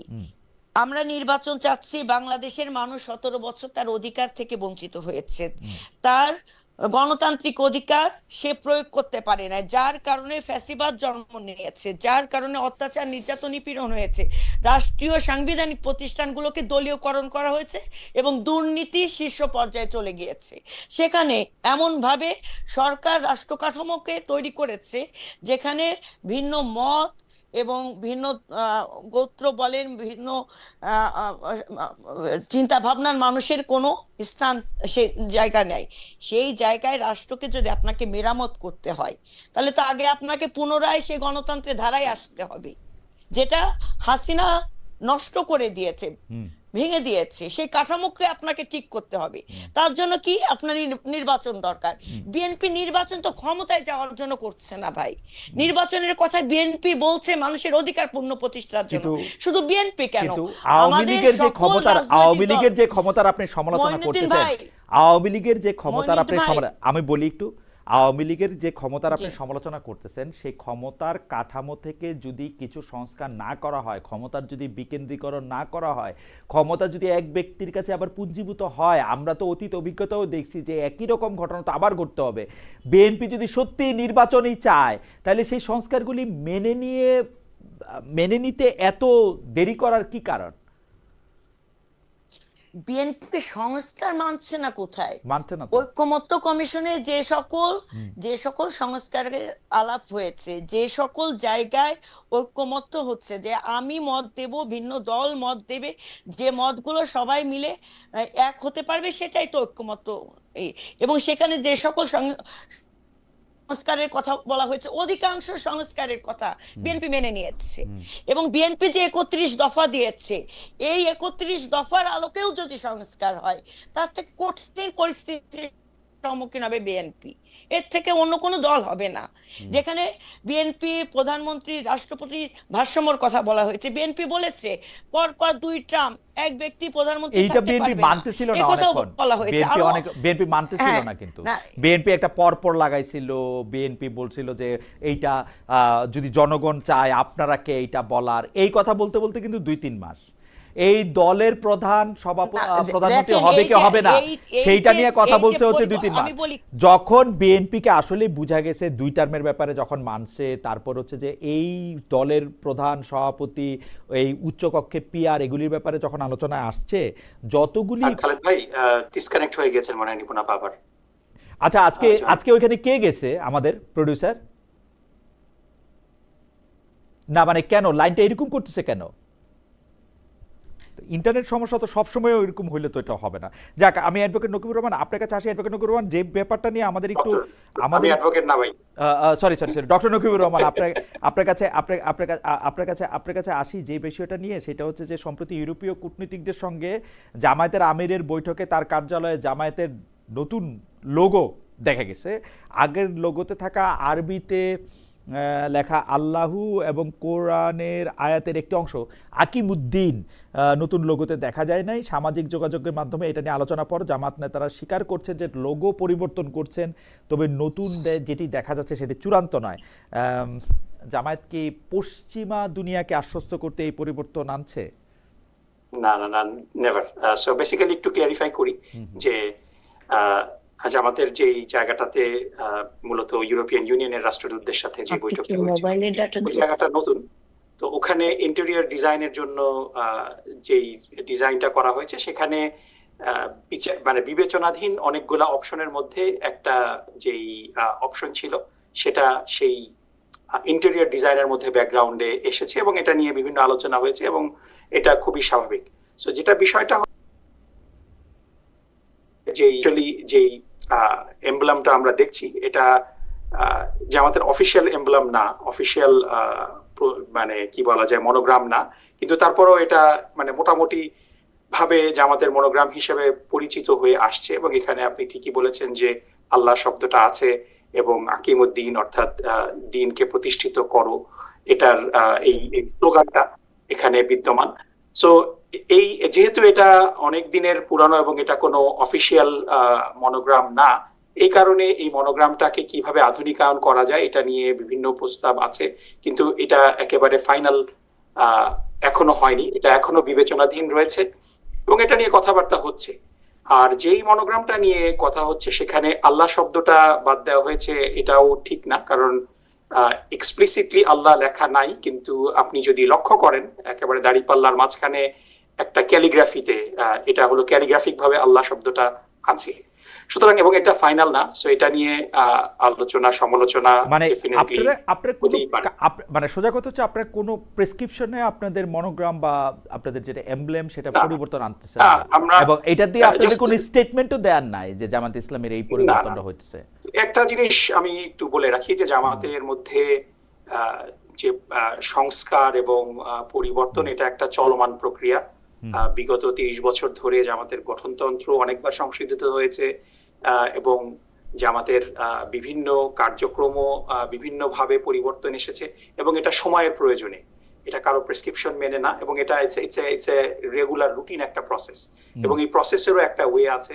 এবং জামাতের মধ্যে অন্য যে কোনো দলের চেয়ে ইন্টারনাল ডেমোক্রেসিটা খুবই প্র্যাকটিস করা হয় এবং এই প্র্যাকটিসের ভিত্তিতেই ডেফিনেটলি এখন সোশ্যাল মিডিয়ার কারণে অনেক সমালোচনা পাবলিকলি হয়, কিন্তু জামাতের ওকে। মধ্যে ইন্টারনাল না, আমি কিন্তু জামাতের পরিবর্তনটা মানে খুবই ইতিবাচকভাবে পরিবর্তনটা আমি লক্ষ্য করি, ইতিবাচকভাবেই লক্ষ্য করি। যে আমি কিন্তু দেখি যে মানে জামায়াতের যে ছাত্র সংগঠন ইসলামী ছাত্র শিবির ঢাকা ইউনিভার্সিটিতে যখন ডাকসুর ক্যাম্পেইন করেছে, তখন যারা মানে যেভাবে ক্যাম্পেইনটা করা হয়েছে, এইভাবে জামাতে ইসলামী আর কখনো ক্যাম্পেইন করে নাই। জামাতে ইসলামীও করে নাই, ইসলামী ছাত্র শিবিরও করে নাই। আমি একজন জামাতের নেতাকে জানতে চেয়েছিলাম যে আপনারা কি এটা দলগতভাবে এটার পরিবর্তন এনেছেন কিনা, এটা পরিবর্তন এনেছেন কিনা। তিনি তার মতো জবাব দিয়েছেন। ডক্টর রহমান, আপনিও কি বিষয়টা খেয়াল করেছেন যে ইসলামী ছাত্র শিবির যেভাবে ক্যাম্পেইন করেছে বা ইসলামী ছাত্র শিবিরের নেতৃত্বে, মানে সব জায়গায় তো আবার একটু টেকনিক্যালি রাইটও থাকতে হয়, কারেক্টও থাকতে হয়। ইসলামী ছাত্র শিবিরের নেতৃত্বে গঠিত ছাত্রদের যে জোট এই ঢাকা ইউনিভার্সিটিতে ডাকসু ইলেকশনে জয়লাভ করলো, তারা যেভাবে ক্যাম্পেইন করছে সেইটা আসলে সচরাচর জামাত শিবিরের ক্যাম্পেইন থেকে আলাদা। আপনার কাছেও কি এটা মনে হয়েছে কিনা, এবং মনে হয়ে থাকলে এইটা কি একটা পরিবর্তনের অংশ কিনা বা একটা সংস্কারের অংশ কিনা? আমি এটা দুইভাবে উত্তর দিব, এবং আমাদের তাহলে কি আমরা যেহেতু অ্যাডভোকেট রায়চৌধুরী আসছেন, আমরা কি ওনাকে একটু শুনে আসবো? আমি একটু উত্তরটা দিয়ে নিই, তাহলে একদম 1 মিনিটের মধ্যে একটু দিয়ে দেন। জি, খুব তাড়াতাড়ি বলবো। দুই ভাবে বলবো। আপনি যখন আমাদের সম্মানিত নায়েবে আমির সৈয়দ আব্দুল্লাহ মোহাম্মদ তাহের চাচার ইন্টারভিউটা নিচ্ছিলেন, তখন আমি সেই রুমে ছিলাম। এজন্য আমি I will echo what he said, যে আমাদের মধ্যে যে পরিবর্তন হয়েছে তার চেয়ে বড় পরিবর্তন যেটা হয়েছে সেটা হলো যে আমাদের প্রতি মানুষ এখন অ্যাটেনশন দিচ্ছে বেশি, আমাদেরকে জানতো মূলত অন্যদের মাধ্যমে, অন্যদের লেখালেখির মাধ্যমে। সো এই কারণে আমাদের কাজকর্মগুলাকে মানুষ অ্যাপ্রিসিয়েট করছে। এটা হলো নাম্বার ওয়ান। সেকেন্ড হলো যে আমরা ডেফিনেটলি যেই বাংলাদেশ দেখি, বাংলাদেশে আমরা বাংলাদেশের সমস্ত শ্রেণী, পেশা, ধর্ম, বর্ণ সবাইকে আমরা দেখি সেখানে। সুতরাং আমাদের নিজস্ব কিছু এজেন্ডা থাকবে, কিন্তু at the end of the day যখন আমরা সবাইকে নিয়ে চলতে যাব, তখন সবার কমন যে গ্রাউন্ডটা, সেই গ্রাউন্ডে আমরা এসে সবাইকে নিয়ে ঐক্যবদ্ধ হব। এ কারণে আমাদের কিছু নিজস্ব চিন্তা ভাবনাকে আমরা বর্তমান সময়ের প্রেক্ষাপটে আমরা ওটার উপরে কমজোর বলবো না, বলবো যে বেসিক্যালি যে জায়গাগুলোতে আমাদের মধ্যে ঐক্য রয়েছে সেটাকে প্রাধান্য দিয়ে অনৈক্যের জায়গাগুলোকে উই উইল অ্যাড্রেস লেটার। এই কারণে আপনারা কিছু কি বলা যায় যে ইনক্লুসিভনেস দেখছেন। সেই ইনক্লুসিভ বাংলাদেশের স্বপ্ন আমরা দেখি, সবাইকে নিয়েই আমরা সামনে এগোতে চাই। আপনি যেটাকে ইনক্লুসিভ বলছেন, অনেকেই বলছেন যে এটা সংস্কার, এটা আপনাদের মূল জায়গার সাথে যাচ্ছে না। হয় আপনারা শুধুমাত্র ভোটে জেতার জন্য, I will push back against it, কারণ যেটা হলো যে আমাদের মূল ভিত্তি যেটা, সেখানে আমরা কোনো পরিবর্তন করব না। কারণ আমরা একটা ভিত্তির উপরে আমাদের এই বাড়িটা বিনির্মাণের চেষ্টা করছি। সেই ভিত্তিটা যদি দুর্বল হয়ে যায়, তাহলে পরে আমাদের বাড়িটাই দুর্বল হয়ে যাবে। আমরা যেটা করতে চেষ্টা করছি সেটা হলো যে আমাদের এই বাড়িতে সবাইকে আমন্ত্রণ জানাতে চাচ্ছি, এবং এই বাড়িতে ঢোকার ক্ষেত্রে যদি কারো কোনো বিষয়ে, ধরেন একটা এক্সাম্পল দেই, আমি এক্সাম্পলটা সবসময় সবার ক্ষেত্রে অ্যাপ্রোপ্রিয়েট হবে বলে মনে করি না। ধরেন আমাদের বাড়ির দরজাটা একটু ছোট, যার কারণে যারা একটু লম্বা তারা ঢুকতে পারছে না, তাদের কারণে আমরা দরজাটা একটু বড় করে দেব, যাতে করে সবাই আমার বাসার মধ্যে প্রবেশ করে। কিন্তু এর মানে এই না আমি একজনকে বাসার মধ্যে দরজাটা বড় করে প্রবেশ করতে দিলাম, তার অর্থ এই না যে আমার ভিত্তিটাকে পরিবর্তন। আমরা এটা যা করা দরকার আমরা করব। দরজার উদাহরণটা ভালো হয়েছে যে আমরা সবাই ঘরের মধ্যে ঢোকার পরে দরজাটা বন্ধ করে দিবেন কিনা সেটাও আবার একটু দেখতে হবে। দরজা বন্ধ করে দিব না।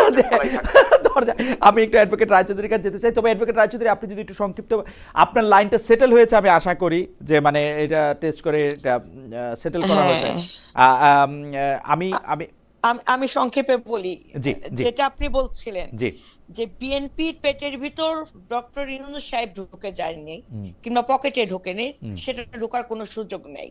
কারণ তিনি যে জায়গায়, যে প্রেক্ষাপটে তাকে দায়িত্ব অর্পণ করা হয়েছে, সেটা একটি গণ অভ্যুত্থানের পরেই তিনি দায়িত্ব গ্রহণ করেছেন, এবং বাংলাদেশের জনগণের গণকাঙ্ক্ষিত আশা এবং তার প্রতিফলন ঘটানোর জন্যই তিনি কিন্তু আগামী ফেব্রুয়ারিতে নির্বাচনের কথা বলেছে।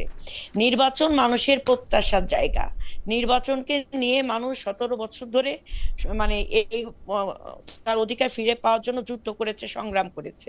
1,500-এর অধিক ছাত্র জনতা এই গণ অভ্যুত্থানের শহীদে মৃত্যুবরণ করেছে।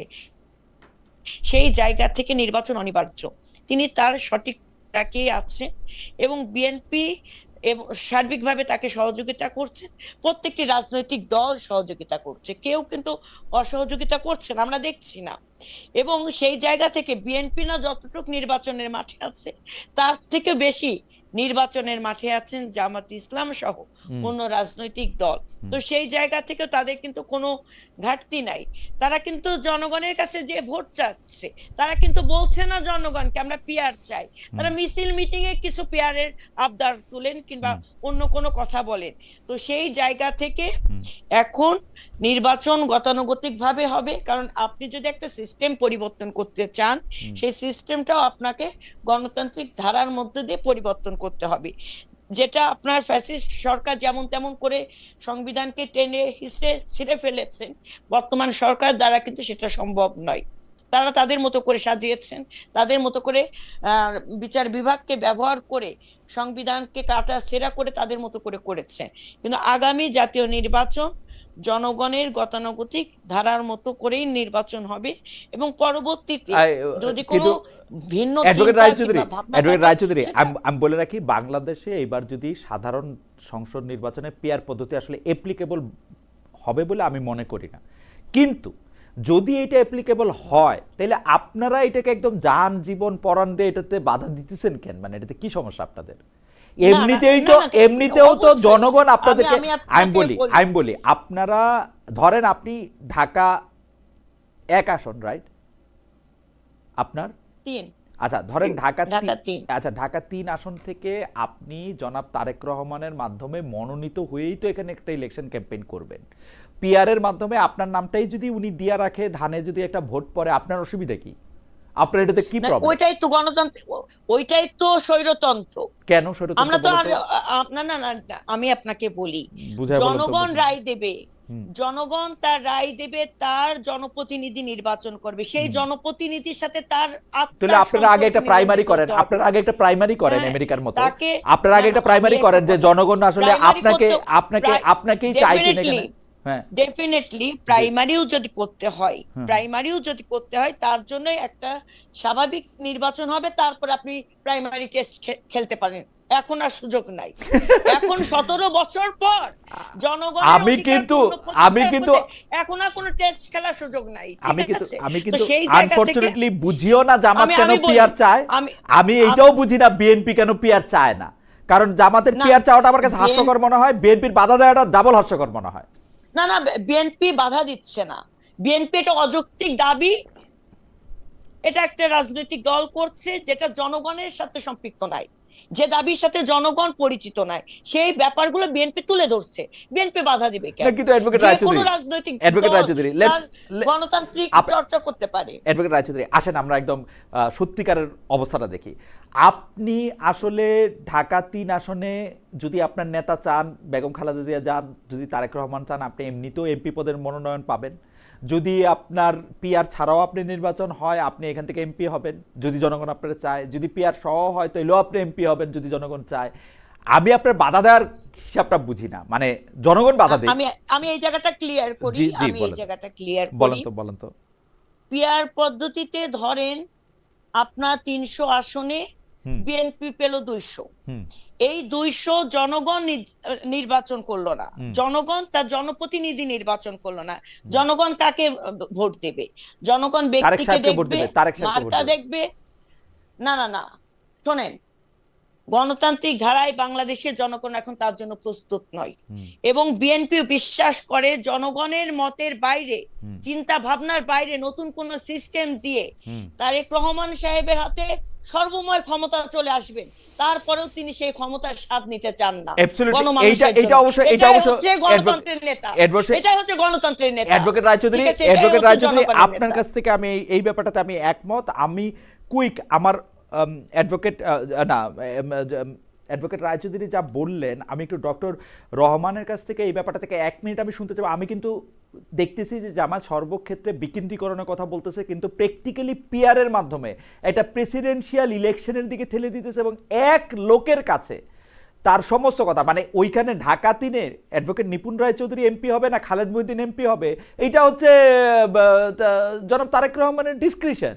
উনি 200 আসনে জিততে আসতে পারলে যারা ইচ্ছা তারা এমপি বানাতে পারবে। এটা কি কোনো একটা ভালো কথা হইল? না না, এটা এটা ঠিক এরকম না, মানে পিয়ার হ্যাজ ডিফারেন্ট ফর্মস। বলেন তো কি ফর্মস? পৃথিবীর বিভিন্ন দেশে পিয়ার বিভিন্ন রকম, এবং কোনো জায়গায় অ্যাবসলিউট আপনি যেই সিনারিও বললেন ওরকম না। সো দেয়ার আর, ধরেন আপনি যদি টার্কিশ মডেলটা ধরেন, টার্কিতে ডিস্ট্রিক্ট ওয়াইজ বেসিক্যালি এটা হয়, যে ধরেন আপনি ঢাকা জেলাতে 19টা আসন, রাইট? সো 19টা, সো এটা আমি যদি ডিস্ট্রিক্ট লেভেলে বলি, আমি আরো গ্র্যান্ড স্কেলে আর একটু পরে যদি বলি, যে 19টা আসনে কে এমপি হবে এটা BNP has to declare first, যে ঢাকা 3 আসনে নিপুণ আপা candidate, so you have to present these candidates and people will vote not only for the party, also for their candidate as well. তারা সেভাবেই প্রচারণাগুলো করবেন, এবং প্রাপ্ত আসনের ভিত্তিতে ঢাকার 19 জন এমপির ভোটটা ডিস্ট্রিবিউটেড হবে বাই র্যাঙ্ক চয়েস অনুযায়ী, যে যার র্যাঙ্ক 1 থেকে 19-এর মধ্যে, ধরেন আপনি for example BNP Dhaka entire Dhaka জেলা এবং মহানগরী মিলে ফর এক্সাম্পল 40% ভোট পেল, তাই না?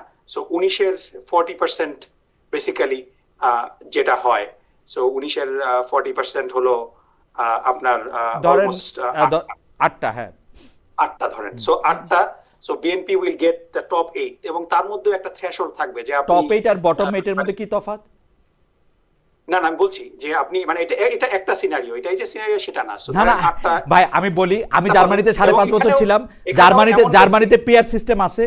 আমি আপনার বলি, এইটা, এই যে আপনি যদি বলেন যে হ্যাঁ আমি আগেই ক্যান্ডিডেটের নাম 300 আসনে আমি কারে এমপি করব, কারা ওইখান থেকে মেম্বার অফ পার্লামেন্ট হবে, সেটা যদি আমি আগে ঘোষণা করে রাখি এবং ওদের জিতা আসার উপর ওদের এমপি হওয়াটা ডিপেন্ড করে, এইটা আসলে বর্তমানে জাতীয় সংসদ নির্বাচনের সাথে ওই পেয়ার সিস্টেমের পার্থক্য মিয়ার থিওরিটিক্যাল, ট্রাস্ট ইউ মি। এই থিওরিটিক্যাল ডিবেটটা আপনারা কেন করতেছেন? I have no clue. আমি যদি একটু বড় পার্থক্যটা বুঝাই, যে বড় পার্থক্যটা হলো যে বাংলাদেশের এখন পর্যন্ত ইতিহাসে যে নির্বাচনগুলো ফেয়ার হয়েছে, সেই নির্বাচনগুলোতে ইভেন আমরা 2001 সালের নির্বাচনের কথাও যদি বলি, যে বিএনপি জামাত জোট অলমোস্ট 43% ভোট পেয়েছে, they had about almost 80% seats, এবং থিওরিটিক্যালি বাংলাদেশের বর্তমান নির্বাচন পদ্ধতিতে ধরেন আমি বলে নিলাম যে জামাত এবং বিএনপি কাছাকাছি ভোট পেয়েছে, এটা হতেও পারে, নাও হতে পারে। থিওরিটিক্যালি এটা হতে পারে যে জামাত সবগুলা আসনে খুব অল্প ভোটে হেরে গিয়েছে, একটা সিটও পায়নি, কিন্তু ভোটের পার্সেন্টেজ অনুযায়ী বিএনপি এবং জামাত সমান, বিএনপি 280 সিট পেয়েছে, জামাত একটাও পায়নি।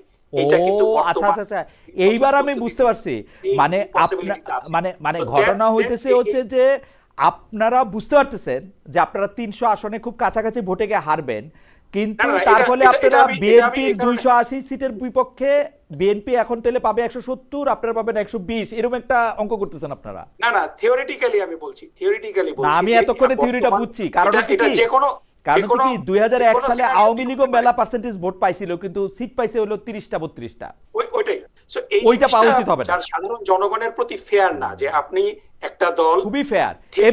আমেরিকাতে উইনার টেকস ইট অল, আপনি যে দেশে আছেন সেই দেশে উইনার টেকস ইট অল। আপনি জানেন ফ্লোরিডাতে 10টা ভোট গণগণনা করে পুরো আমেরিকার প্রেসিডেন্সি চেঞ্জ হয়ে যায়। এখানে তো বিকেন্দ্রীকরণ আছে, এখানে উইনার টেকস ইট অল হলে পরেও আপনার বিভিন্ন স্টেট রিপাবলিকানরা কন্ট্রোল করে। সেটা তো আলাদা কথা কইলেন, এটা তো ফেডারেল কাঠামো, আর এটার কথা আলাদা কইলেন, কিন্তু এটা তো উইনার টেকস ইট অল, এটা তো ভাই winner tax it all at state level, এবং এটা নিয়েও তো বিতর্ক আছে।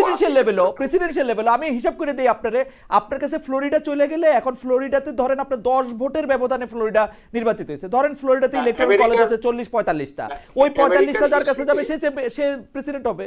না I agree, কিন্তু 10 votes will decide যে কে আমেরিকার প্রেসিডেন্ট হবে। আমেরিকান হিস্ট্রিতে শুধুমাত্র 2টা সময় পপুলার ভোটে যে জিতেছে সে প্রেসিডেন্ট ইলেক্টেড হয়নি, একটা হলো ডব্লিউ বুশ এগেইনস্ট গোর, আর একটা হলো Donald Trump against Hillary Clinton. কিন্তু আদারওয়াইজ এই দুইটা ছাড়া সব সময় কিন্তু পপুলার ভোট এবং প্রেসিডেন্সিয়াল ভোট কনসিস্টেন্ট। কিন্তু বাংলাদেশে যারা আপনি মানে ভোটের কাছাকাছি, 91 সালে আওয়ামী লীগ কিন্তু বিএনপির চেয়ে বেশি ভোট পেয়েছে, রাইট? আওয়ামী লীগ প্রধান বিরোধী দল হয়েছে, সো ওই জায়গাটাতে এবং বাংলাদেশের এইবার কিন্তু আপনি তো ফিনান্সের লোক, এইবার কিন্তু আমি কিন্তু এতদিনও প্যাচটা বুঝতে পারতেছিলাম না, এইবার আমি প্যাচটা বুঝছি ডক্টর রহমান। তাহলে জামাতের জন্য পিয়ার আন্দোলন করা ঠিক আছে, বিএনপির জন্য পিয়ার আন্দোলন বাধা দেওয়া ঠিক আছে, তবে বিএনপির জন্য আমি বলি কি, বিএনপি তো 151টা পাইলেও প্রধানমন্ত্রী, 32টা পাইলেও প্রধানমন্ত্রী, তো বা 270টা পাইলেও প্রধানমন্ত্রী, তো বিএনপির এত দুশ্চিন্তিত আর কিছু নাই আমার ধারণা। খালিদ ভাই আমার এখানে ধারণা ঠিক আছে, এটা আপনারা এখানে পিয়ার আমি নিয়ে একটু আন্দোলন কথা করেন বলি। জামাত ইসলামী, আমার মনে হয় এটা ঠিক আছে। আমি অন্য প্রসঙ্গে যাইতে হবে।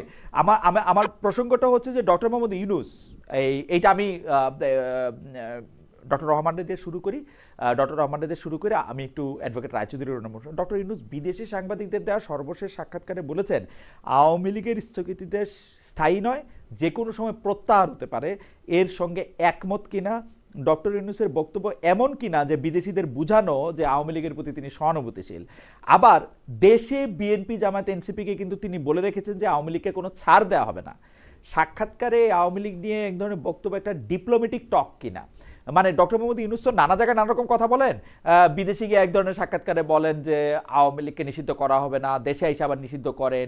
ওইখানে বলেন যে মানে খুবই টেকনিক্যালি বলেন কার্যক্রম নিষিদ্ধ হয়েছে, পার্টি নিষিদ্ধ হয় নাই, স্থগিতাদেশ যেটা দেওয়া হয়েছে এটা স্থায়ী না, যে কোনো সময় প্রত্যাহার করা হতে পারে। আপনাদের ইন্টারপ্রিটেশন কি এটা? ধরেন স্থগিতাদেশ প্রত্যাহার করা হইলো, আওয়ামী লীগ ইলেকশনে অংশ নিবে না মনে হয়, কিন্তু যদি ধরেন ইলেকশনে অংশ নিল এবং আপনাদের পিআর থাকলো, আপনারাও এই লক্ষ্যে কাজ করতেছেন কিনা জামাত ইসলামে, যে আমরাও কিছুটা একটা পাই, আওয়ামী লীগও কিছুটা একটা পাক, এটা একটা বিরাট একটা হোক, কি মনে করেন ডক্টর নকিবুর রহমান? খালিদ ভাই, বাংলাদেশের মানুষ অনেক ভাবে বিভক্ত, বিভিন্ন রকম তাদের মতামত থাকতে পারে, কিন্তু একটা বিষয়ে নিপুণ আপা, আমি বিএনপির একেবারে 100% নেতৃবৃন্দ, ডক্টর ইউনূস, মন্ত্রিসভা সবাই একমত এই বিষয়ে, কারো মধ্যে কোনো দ্বিমত নাই যে বাংলাদেশে আওয়ামী লীগের রাজনীতি পুনর্বাসিত হবে না। এবং এই ব্যাপারে যে আয়রন ক্ল্যাড ইউনিটি আসবে, এটা আনপ্রেসিডেন্টেড। ডক্টর মোহাম্মদ ইউনূস কোন প্রেক্ষিতে এটা বলেছেন আমাকে শুনতে হবে, সম্ভবত আপনি যেটা রেফার করছেন সেটা জেটিওতে মাহাদি কি বলে মেহেদী হাসানের সাথে, এবং মেহেদী হাসানের ইনফ্যাক্ট আপনি যখন আমাদের কম্পাউন্ডে ছিলেন, হোটেল কম্পাউন্ডে ছিলেন, তখন কিন্তু মেহেদী হাসানও একই সময় ছিল। আমি মেহেদী হাসানের সাথে অল্প একটু দেখা হয়েছে, আমি বেশি কথা ওর কাছ থেকে সাথে বলতে পারিনি। So I need to listen to it carefully, কারণ মেইনলি ফটো কার্ডে যেই বক্তব্য আসে আমরা দেখেছি যে আসল বক্তব্য entirely different, so out of context. So কনটেক্সটটা কি এটা নিয়ে আরেকটু ডিটেল না জেনে মন্তব্য করাটা সমীচীন নয়। কিন্তু আমি আপনাকে নিশ্চিত করে বলতে পারি, ডক্টর মোহাম্মদ ইউনূস সাহেবের সাথে আমাদের কথা হয়েছে। আমরা গত 8 দিন সময়, অনেকটা সময়ই আমরা বিএনপির নেতৃবৃন্দ এবং এনসিপির নেতৃবৃন্দ একসাথে থেকেছি। এই বিষয়ে আমি উপদেষ্টাদের সাথেও কথা বলেছি। এই বিষয়ে কারো মধ্যেই কোনো দুর্বলতা নেই যে আওয়ামী লীগ বাংলাদেশে পুনর্বাসিত হবে না, পিরিয়ড।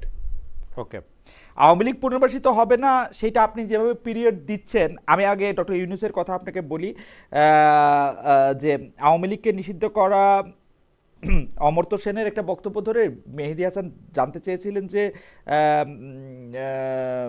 আওয়ামী লীগকে কেন নিষিদ্ধ করা হলো, এটা ঠিক কাজ করা হলো কিনা। ডক্টর ইউনূস বলেন যে এটি ভুল সমালোচনা, আমরা দলটিকে নিষিদ্ধ করিনি, দলটি বৈধ রয়েছে, যা স্থগিত করা হয়েছে তা হলো এর রাজনৈতিক কর্মকাণ্ড। এবং তিনি বলেছেন যে স্থগিতাদেশ স্থায়ী নয়, যে কোনো সময় তা প্রত্যাহার করা হতে পারে। ইন্টারেস্টিং। মানে আমি কিন্তু বাংলাদেশের অ্যাটর্নি জেনারেলের সাথে কথা বলছিলাম, বাংলাদেশের অ্যাটর্নি জেনারেল বলছেন যে উনি আমাকে যে প্রজ্ঞাপনটা দেখাইছেন সেই প্রজ্ঞাপনটা অনুযায়ী আমার কাছে কিন্তু মনে হয়েছে যে দলটা আর বৈধ না, ওই প্রজ্ঞাপন অনুসারে দলটার সকল কার্যক্রমে অবৈধ। তো ডক্টর ইউনূস আবার আরেক রকম কথাও কেন বলেন এটা আমি বুঝতে পারি না।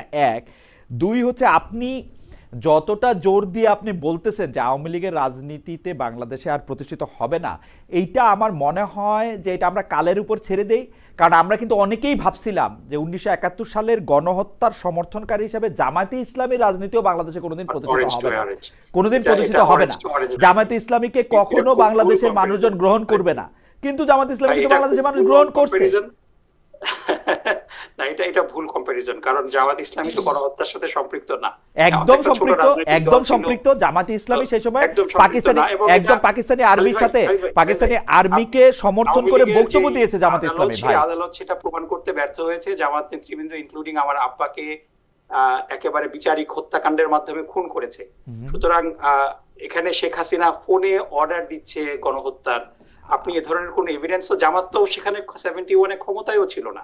না, জামাত জামাত তো ইসলামী সেই একটা ছোট সময়টাতে রাজনৈতিক দল সমর্থন ছিল, করছে। আর্মি না না, ক্ষমতা কারণ আমি বিচারের কথা বলতেছি না, জামাত ইসলামী আর্মিকে, আর্মির কার্যক্রমকে সমর্থন হতে হবে করেছে। Orange to orange.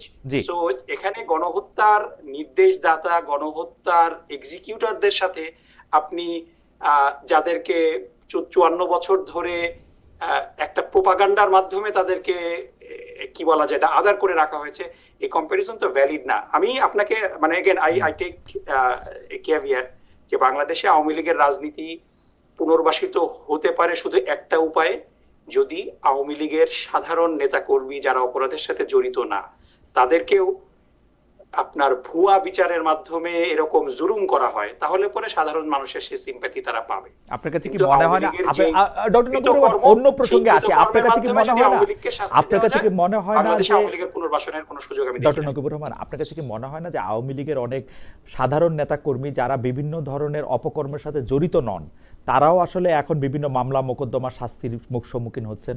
ডেফিনেটলি আমি আপনার সাথে দ্বিমত করব না, এবং এ ব্যাপারে সরকারের যারা আইন প্রয়োগকারী সংস্থা আছেন, তদন্তকারী কর্মকর্তা আছেন, they have to be very careful. কারণ কোন নিরপরাধ মানুষ কেন শাস্তি পাবে? আওয়ামী লীগ করা তো অপরাধ না। তারা যদি আওয়ামী লীগের অপরাধের সাথে সম্পৃক্ত না হয়, দে শুড বি স্পেয়ার্ড, এবং there should be transparency, accountability. এই দুইটা জিনিস খুবই গুরুত্বপূর্ণ। এনফোর্সমেন্টটা কমপ্লিট হবে না উইদাউট অ্যাকাউন্টেবিলিটি এন্ড ট্রান্সপারেন্সি, এবং এই জায়গায় সব সময় বিতর্কের ঊর্ধ্বে থাকতে হবে। কোন নিরপরাধ ব্যক্তি যেন শাস্তি না পায়। আমার মনে হয় যে কোন নিরপরাধ ব্যক্তি যদি শাস্তি পায়, তখনই আওয়ামী লীগের কামব্যাকের সুযোগ হবে। আমার মনে হয় যে ডক্টর নকিবুর রহমানের এই কথাটা খুবই প্রণিধানযোগ্য, যে নিরপরাধ লোক কখনো শাস্তি পাইতে পারবেন না। আমরা আওয়ামী লীগ সরকারের সমালোচনা করব, আওয়ামী লীগ সরকারের সমালোচনা করার ক্ষেত্রে তাদের 15 বছরের ক্রমাগত দুর্নীতি, অপশাসন, একদলীয় শাসন এবং বিভিন্ন রকমভাবে প্রতিষ্ঠানকে ধ্বংস করার উদ্যোগকে আমরা সমালোচনা করব ঠিকই, কিন্তু কখনোই কোনো অবস্থাতে কোনো নিরপরাধ লোক যাতে শাস্তি না পায় সেটার জন্য ব্যবস্থা করবো। কিন্তু আনফরচুনেটলি আমরা এটা দেখতে পাচ্ছি না।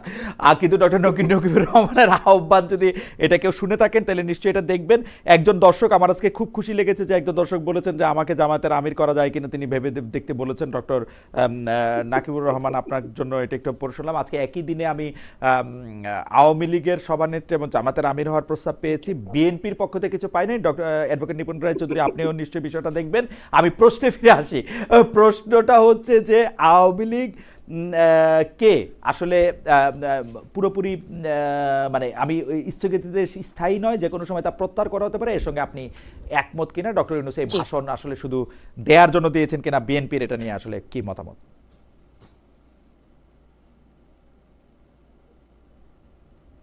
অ্যাডভোকেট রায়চৌধুরী।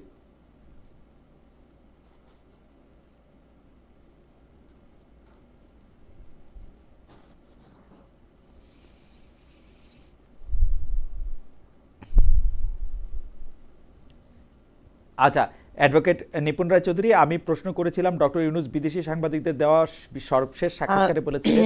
ধন্যবাদ আপনাকে। জি জি, প্রথমত আমরা ফ্যাসিস্ট সরকার কিংবা প্রতি সরকার তারা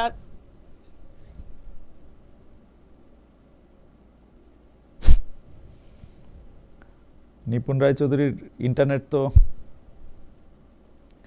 আমি একটু দর্শকদের মতামত শোনাই। মাসুম সারোয়ার, উনি বলছেন ৭১-এর জামাত ইসলামের বিবৃতি আর ২৪-এর আওয়ামী লীগের সরাসরি হত্যার সাথে জড়িত থাকা কি খালেদ সাহেব একই পাল্লায় মাপছেন? আমি আসলে আমার পাল্লা আসলে অন্যায় যে করে আর অন্যায় যে সহে এবং অন্যায় যে এনাবল করে তাদের মানে তাদের প্রতি আমার ঘৃণা, তাদের প্রতি আমার বিচারের সম্মুখীন করার দায় আমার একই জায়গায়, আমি একই পাল্লায় আসলে মাপবো। মানে এটা আমি জানি না যে এটা কার পক্ষে বা বিপক্ষে যাবে। তবে আমি মনে করি বাংলাদেশের ন্যায় বিচার প্রতিষ্ঠার স্বার্থে কার কর্তৃক অপরাধ সেটা ন্যায্যভাবে বিবেচনা করা দরকার। আমি ডক্টর নকিবুর রহমানের সাথে শতভাগ এই ব্যাপারে একমত, যে নিরপরাধের সাজা এবং যারা প্রকৃত অপরাধী সেটা খুঁজে বের করা, সেটা দেখার চেষ্টা করা। নিপুণ রায় চৌধুরী, আপনি যদি বলেন, আপনি বলছিলেন। এই বক্তব্যের পিছনে আমি একটা কথা বলি যে বর্তমান অন্তর্বর্তীকালীন সরকার কার্যত আওয়ামী লীগের কার্যক্রমকে স্থগিত করেছে। হ্যাঁ, তো সেই জায়গায় আওয়ামী লীগ আবার ফিরে আসবে কি আসবে না সেটা কোনো নির্বাহী আদেশের মাধ্যমে যদি হয়, সেটা হয়ে যাবে আবার আরেকটা স্বৈরাচারিতা। তো আওয়ামী লীগ কালের বর্তমানে আমাদেরকে ছেড়ে দিতে হবে। বাংলাদেশের জনগণ তার রায়ের মাধ্যমে আওয়ামী লীগকে বাংলাদেশের রাজনীতিতে আনবে কি আনবে না, এটা সে তার জনরায়ের মাধ্যমে সেটা দিয়ে যদি দেয় সেটা হবে দেশের জন্য। যে কলমে কোন রাজনৈতিক দলকে যদি আপনি নিষিদ্ধ করেন, আসলে ওটা কিন্তু কার্যত থাকে না।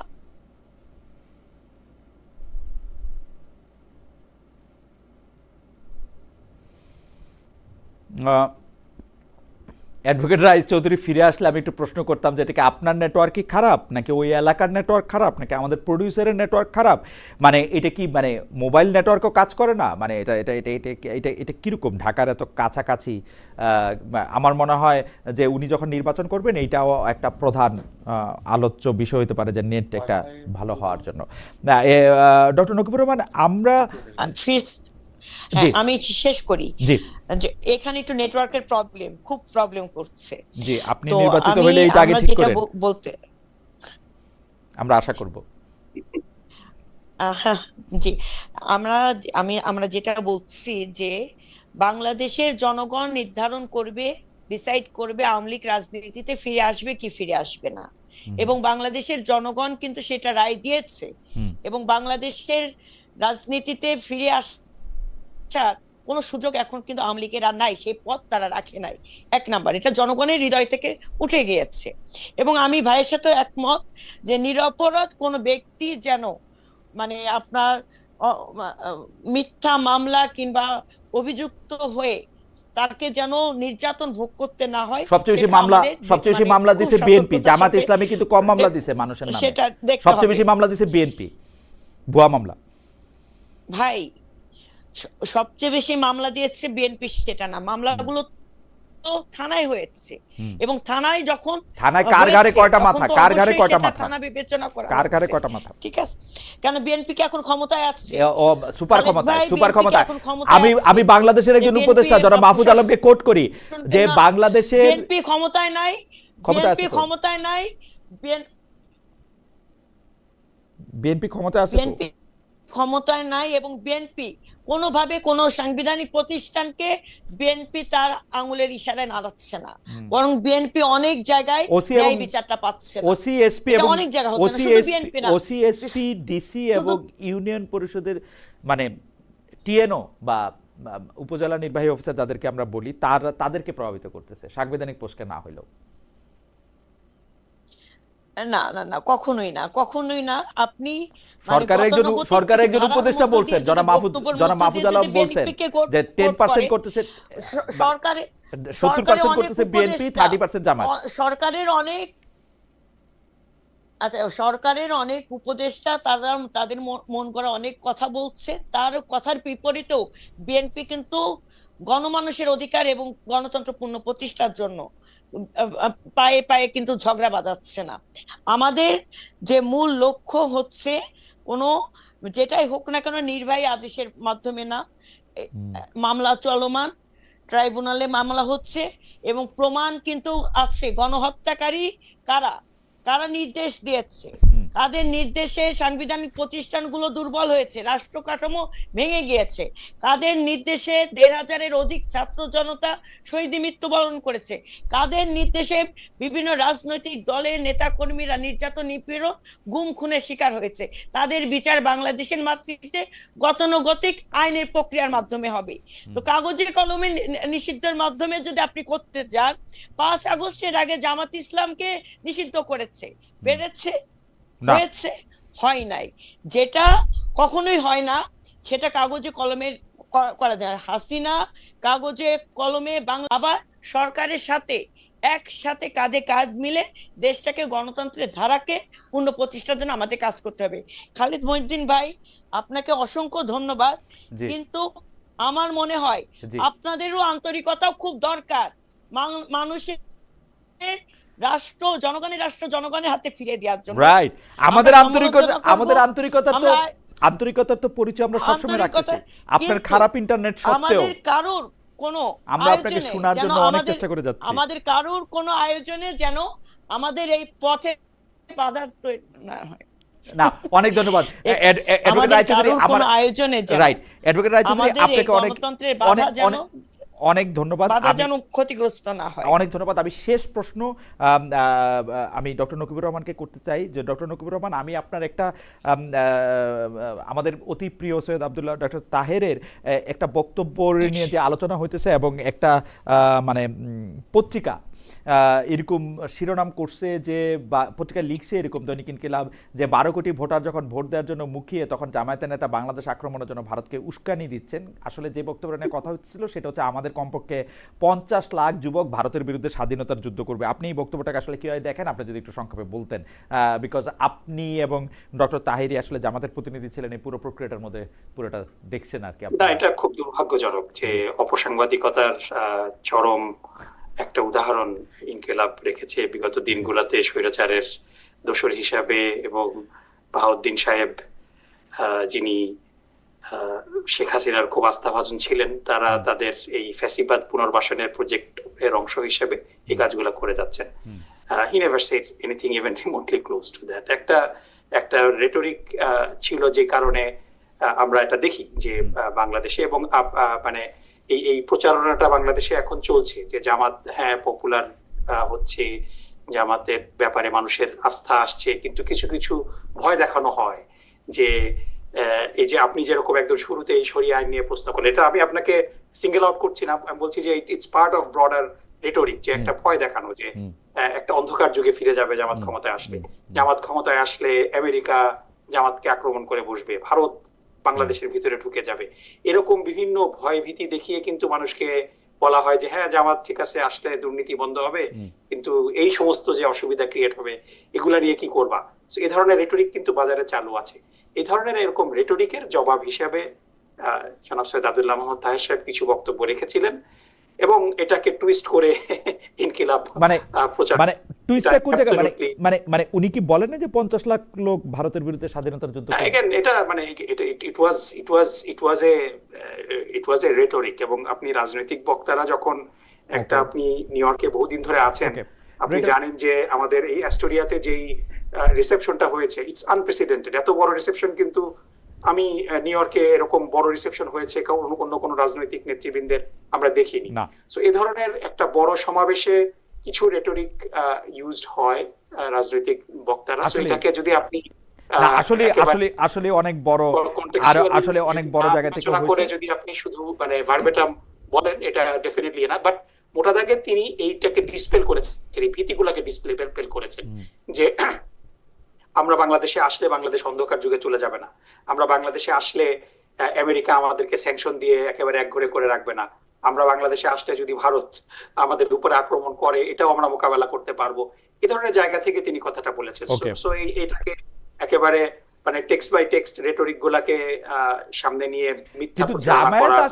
জামায়াত ইসলামী যদি সত্যি ক্ষমতায় আসে, তাহলে বাংলাদেশের মানুষ মানে ভয় পাচ্ছে বা ভয় পাবে, এইটা বাংলাদেশের মানুষ ভয় পাচ্ছে না, বাংলাদেশের মানুষকে ভয় দেখানো হচ্ছে যে আসলে কারা ভয় দেখাচ্ছে, মানে অবশ্যই এটার সাথে পুরনো ফ্যাসিবাদের দোসররা ডেফিনেটলি জড়িত, এবং সাথে সাথেও আমাদের সাথে যাদের প্রতিযোগিতা হচ্ছে তারাও মানে আমাদের সাথে প্রতিযোগিতায় না। কিন্তু আমার কাছে কি মনে হয় জানেন ডক্টর রহমান, যে যেগুলিকে আপনি ভয় দেখানো বলতেছেন, এই হবে এই হবে এই হবে আপনারা বলতেছেন, আপনারা মাঝে মাঝে আপনাদের নেতৃবৃন্দ, আপনি না অবশ্যই, আপনি খুবই চমৎকার যুক্তি দিয়ে, এরকম চমৎকার যুক্তি দেওয়া মানুষ জামাতে আসলে অনেক আছেন, কিন্তু আবার কিছু কিছু জামাতের নেতৃবৃন্দের মাধ্যমে এটা নিজেদের মুখ থেকে এটা নিজেরাই বাইর হয় যে হ্যাঁ মেয়েরা নাচ করতে পারবে, মেয়েদের সামনে মেয়েরা নাচ করবে, ওই স্কুলে পড়বে কিন্তু ছেলে মেয়েরা আলাদা আলাদা পড়বে, এগুলি কিন্তু জামায়াতের নেতৃবৃন্দেরই কথা। আমরা ওই জায়গা থেকে কিন্তু এইটা মানে অনেক আলাদা করে এইটা এগুলি বলতে হয়, ব্যাপারটা এরকম না। এবং আপনাদের নেতা কর্মীরাও মাঝে মাঝে কি বলতেছেন না বলতেছেন সেইটাও নিশ্চয়ই আপনারা একটু খেয়াল করবেন, পুরোপুরি শব্দ আমাদের উপরে না দিয়ে। যাই হোক, আমি আপনার সাথে একমত পোষণ করি। আমার কাছে মনে হয় যে শব্দ আপনারা ইচ্ছা করলে আওয়ামী লীগকে দিতেও পারেন, আমাদের যারা দর্শক আছেন তারা শব্দ ইচ্ছা করলে বিএনপির দিতে পারেন, ইচ্ছা করলে জামাত ইসলামের দিতে পারেন, আওয়ামী লীগের তো আমরা দোষ আমরা সবাই মিলেই দিব। কিন্তু আমি যেটা একটু আজকে পজিটিভ নোট একটা যেটা গুণের কথা আমি বলতে চাই, যে আমি আপনারা দুইজন রাজনৈতিক নেতৃবৃন্দ আসবেন, সেইটার জন্য আমার প্রস্তুতি, আমার প্রশ্নের ক্ষেত্রে আমি বেশি মনোযোগী ছিলাম। কিন্তু ডক্টর নকিবুর রহমান কিন্তু খুব সুন্দর করে, যেহেতু একটা আমাদের বাংলাদেশের একটা মানে ইসলাম ধর্ম অবলম্বীদের পরে যারা সবচেয়ে বেশি সংখ্যায় আছে তাদেরকে অত্যন্ত সুন্দরভাবে শুভেচ্ছা দিয়ে এটা শুরু করেছেন, সেটা আসলেই আমাদের দর্শকরা নিশ্চয়ই খেয়াল করেছেন। এর থেকে শেখারও অনেক কিছু আছে। আমিও আপনাকে শুভেচ্ছা দিতে চাই আপনার মাধ্যমে। আসলে যারা যারা উৎসব করছেন তাদের সবার মধ্যে থেকেই আসলে শুভেচ্ছা দিতে চাই। আমার মনে হয় ডক্টর রহমান যদি শেষ করেন, তারপর আমরা অ্যাডভোকেট রায়চৌধুরীর কাছ থেকে কিছু শুনে আজকের অনুষ্ঠানটা এখানে শেষ করি। যেহেতু একটা মানে বাঙালি হিন্দুদের সবচেয়ে বড় ধর্মীয় উৎসবের সামনে আমরা একেবারেই কাছাকাছি, মানে হয়তো আজকে অষ্টমী না নবমী, আমার আমেরিকার সাথে আচ্ছা হ্যাঁ অষ্টমী, হ্যাঁ আজকে অষ্টমী, মানে যদি ডক্টর নকিবুর রহমান। ডেফিনেটলি আমি প্রথমেই আপনাকে ধন্যবাদ জানাই যে আমাদেরকে সুযোগ করে দিয়েছেন, এবং আমরা আমার এবং নিপুণ আপার আজকের এই আলোচনার মধ্যে আমরা কিন্তু কাউকে ব্যক্তিগতভাবে আক্রমণ করিনি। আমরা সুন্দর করে নিজেদের অবস্থানকে তুলে ধরিয়েছি, এবং পোস্ট 5ই আগস্টের পরে এটাই কিন্তু সৌন্দর্য যে আমাদের মধ্যে ডেফিনেটলি আমরা সব বিষয়ে একমত না, আমাদের মধ্যে অনেক জায়গায় মতানৈক্য রয়েছে, কিন্তু at the end of the day একটা জায়গায় আমরা সবাই একমত যে আমরা সবাই বাংলাদেশকে একটা সুন্দর জায়গায় নিয়ে যেতে চাই। আমরা সবাই সুন্দর সুষ্ঠু একটা নির্বাচন চাই, এবং সেই নির্বাচনের মাধ্যমে আমরা একটা সুখী সমৃদ্ধ বাংলাদেশ গড়তে সবাই মিলে চাই। এই জায়গাটাতে আমরা সবাই একমত। Thank you doctor Rahman. Advocate Nipun Roychowdhury, আপনি যদি বলেন। জি, আমরা আসলে বাংলাদেশের জনগণ 17 বছর ধরে তো বঞ্চিত হয়েছে। এই জনগণ যেন আর কোনো কিছু থেকেই, তার রাষ্ট্রীয় অধিকার থেকে যেন বঞ্চিত না হয়, সেই ব্যাপারে আমার মনে হয় সকল গণতান্ত্রিক রাজনৈতিক দল সচেতন আছে। এটা হচ্ছে সবচেয়ে বড় সংস্কার, যে আমরা সচেতন হয়েছি, আমরা বুঝতে শিখেছি, মানুষের মনোজগতের পরিবর্তন হয়েছে। মানুষ যেটা ভাবে, জেনজির যে পরিবর্তন মানে যুগ, সেই ধারাতে আওতায় নিয়ে আমাকে রাজনীতি করতে হবে, জনগণের সাথে রাখতে হবে, জনগণকে পাশে রেখে আমাদেরকে এগোতে হবে। তো সেই জায়গা থেকে আজকে মহা অষ্টমী পূজার দিনে আমি আজকে আমাদের সম্মানিত আলোচক নকিব ভাই সহ আমার খালেদ মহিউদ্দিন ভাইকে আমি মহা অষ্টমী পূজার শুভেচ্ছা জানাচ্ছি, সেই সাথে দেশবাসী সবাইকে জানাচ্ছি শুভেচ্ছা। আমরা বিশ্বাস করি ধর্ম যার যার, নিরাপত্তা পাওয়ার অধিকার সকলে, রাষ্ট্রটা সকলে, এই রাষ্ট্রকে আমরা সকলে মিলে সুন্দর করে জনগণের রাষ্ট্র পরিণত করব। অ্যাডভোকেট নিপুণ রায়চৌধুরী, ডক্টর নকিবুর রহমান, আপনাদের দুজনকে অনেক অনেক ধন্যবাদ। অনেক দর্শক আমাদের সঙ্গে ছিলেন, আমাদের সাথে এই অনুষ্ঠান উপভোগ করেছেন, তাদের সবাইকে শুভেচ্ছা এবং ধন্যবাদ জানিয়ে আজকের অনুষ্ঠান এখানেই শেষ করছি।